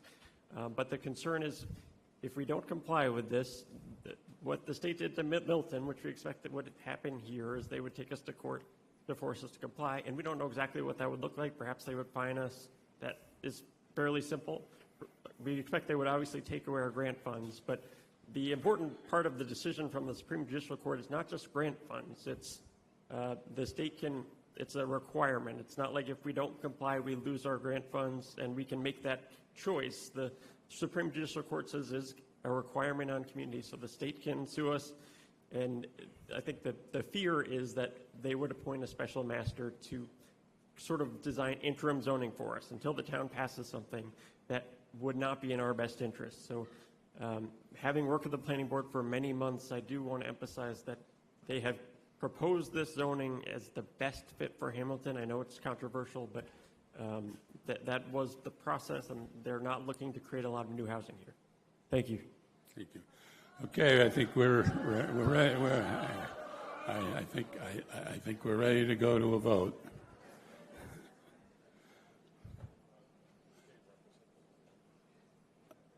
Oh, okay. I recognize our state rep.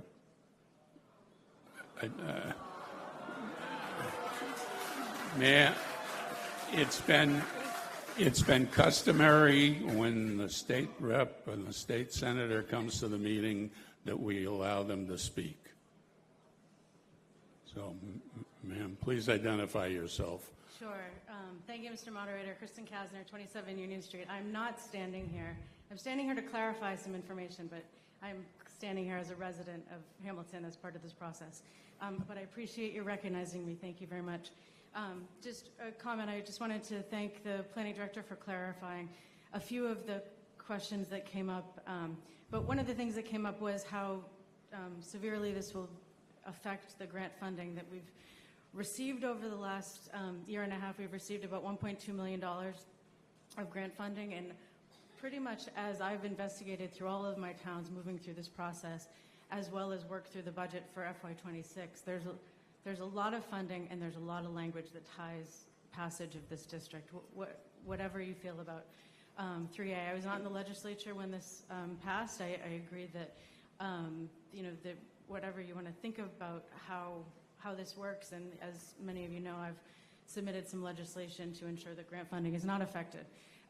However, just wanted to clarify that discretionary funding is definitely a question, and also echo what the planning director had mentioned about the attorney general and the special master. This legislation is for us here to decide on the district language for 3A, and I commend the work of the planning board, especially adding the form-based code, which I know was a discussion far before 3A was.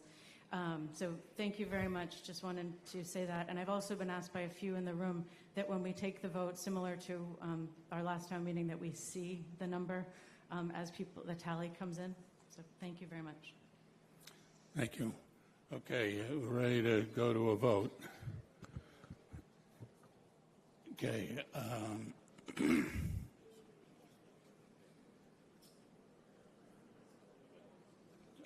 to go with 2 minutes. Okay. This is Article 2025-71, Zoning Bylaw Amendment, MBTA Community Zoning Form-Based Code. It's been moved and seconded that the town meeting approve 3A and the maps as part of the filing. I'm going to allow 2 minutes to vote. If you're in favor of enacting 3A, you vote yes. If you're not in favor, vote no. You may want to hold your clicker up in the air. We've heard that has a better shot at being sure that the Wi-Fi picks it up. So I'm going to allow 2 minutes to vote. So voting starts now.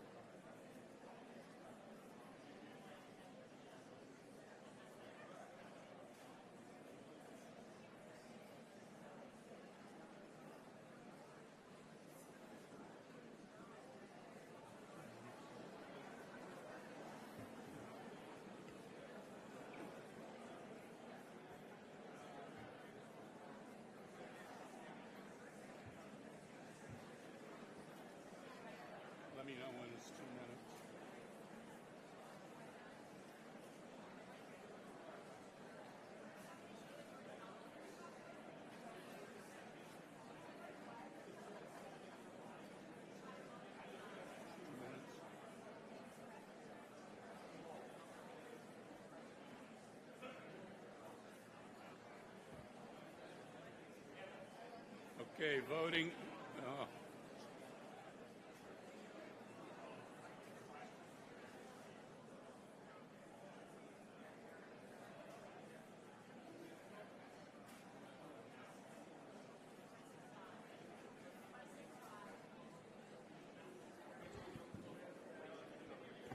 Okay, if you're in the overflow room, you'll need to come into the auditorium to vote.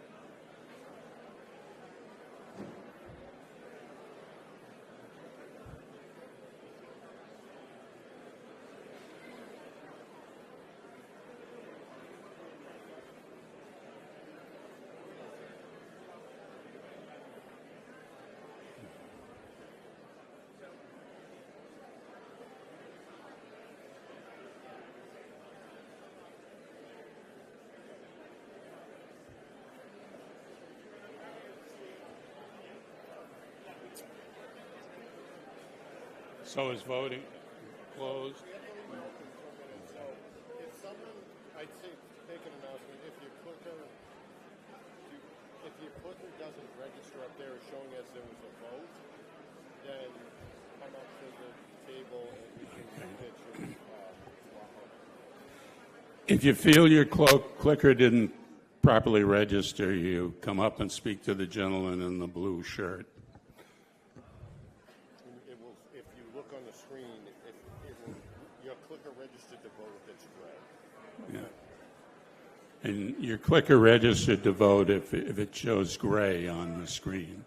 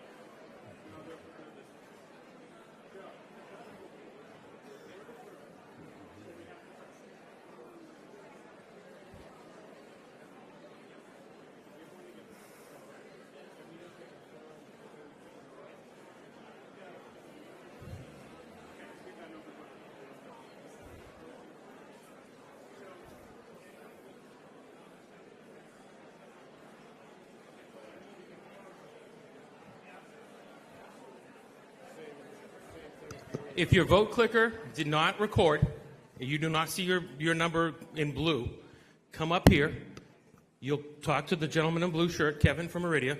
He will confirm that a vote hasn't been recorded, and then they will take one and give you one so that you can vote again. We're close. It's like 28 people whose votes don't seem to be counted, and that's if everybody actually voted. So shouldn't be no more than 28 people coming up here to try to get a new clicker.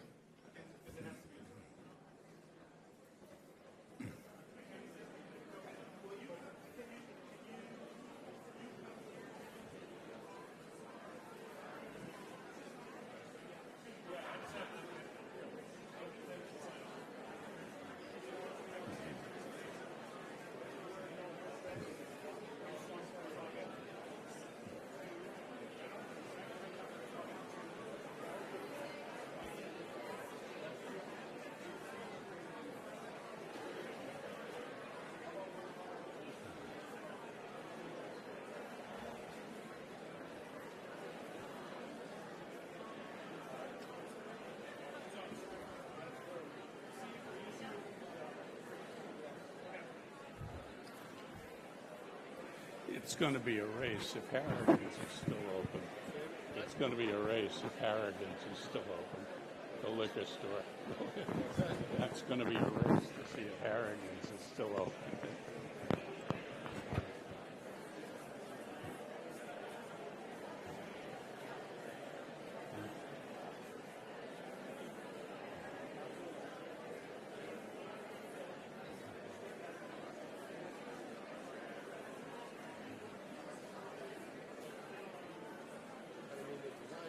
This should be fine. I can't imagine this shouldn't really be anything else.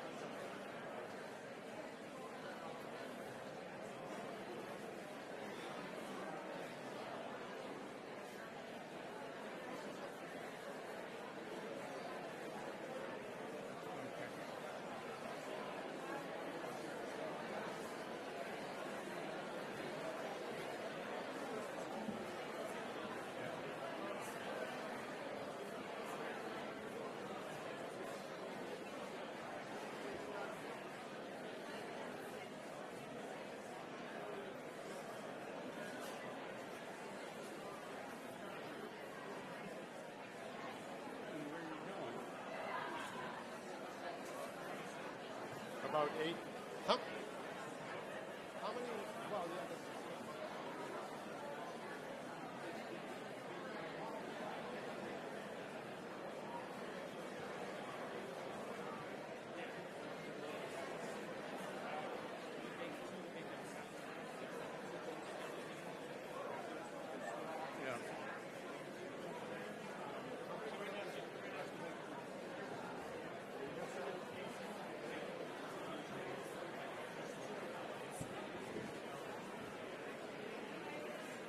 Don't forget, folks, we have a second exciting vote after this, so stick around.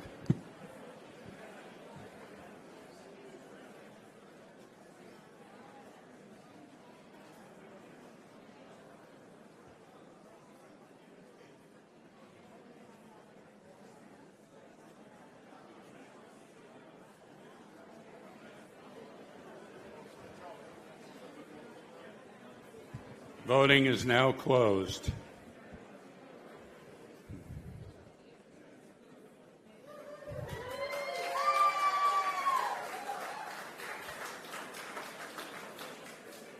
Okay, the vote is 334 yes, 269 no. The article passes, and I so declare.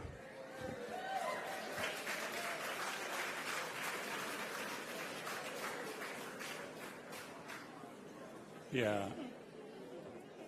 Okay, Article 2572, zoning bylaw amendment, town center zoning, form-based code.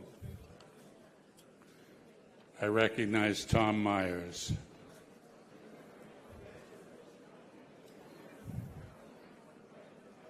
All right, here we go. I move to approve Article 2 as printed in the warrant.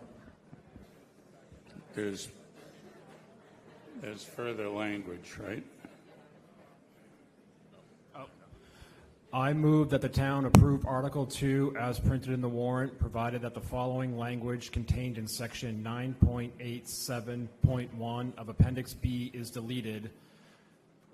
Quotes, provided, however, that site plan review for multifamily uses cannot be denied, end quote, as that language was not included and adopted in Article 1. Is there a second? Is there any further presentation? No. Are there any other? Really briefly, Ms. Moderator, really briefly, very briefly. This article requires a 2/3 majority. That's why it was separated from the first article. So whether you voted yes or no on the last article, if you want complete zoning for the downtown and all the protections that the first article offers, you need to also vote yes for this article. I would note that the planning board voted 7-0 in favor of Article 2. The select board voted 3-0 in favor of Article 2, and the FinCom voted 4-0 in favor of Article 2. So please consider that as you make your next vote. Are there any questions or comments?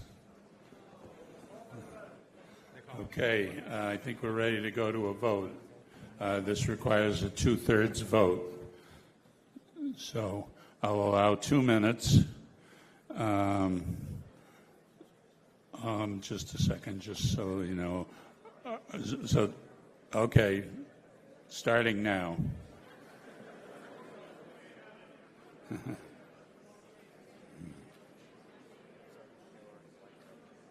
Okay.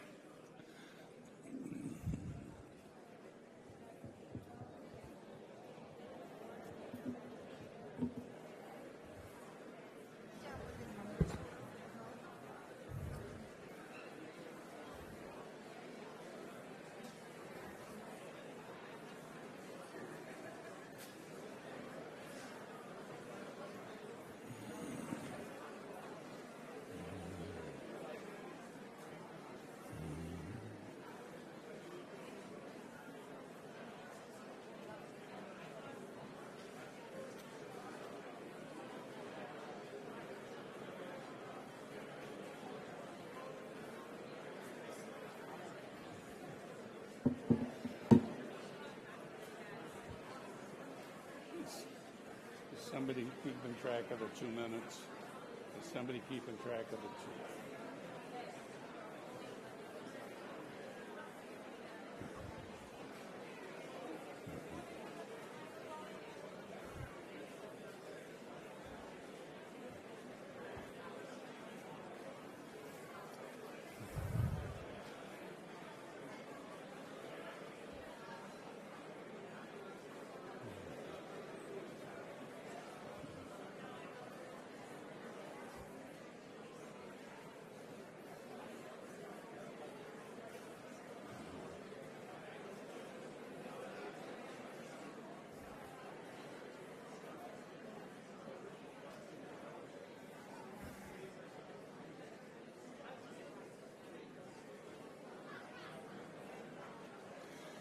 Voting is now closed.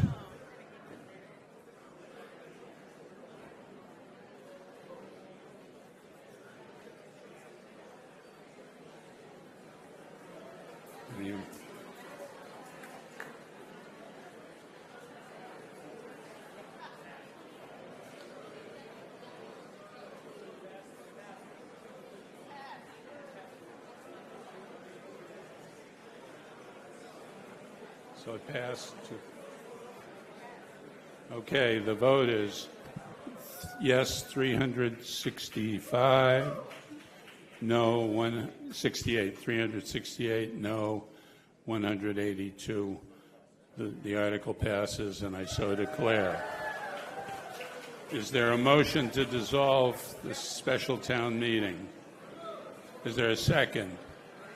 All those in favor, please say aye. Aye. Okay.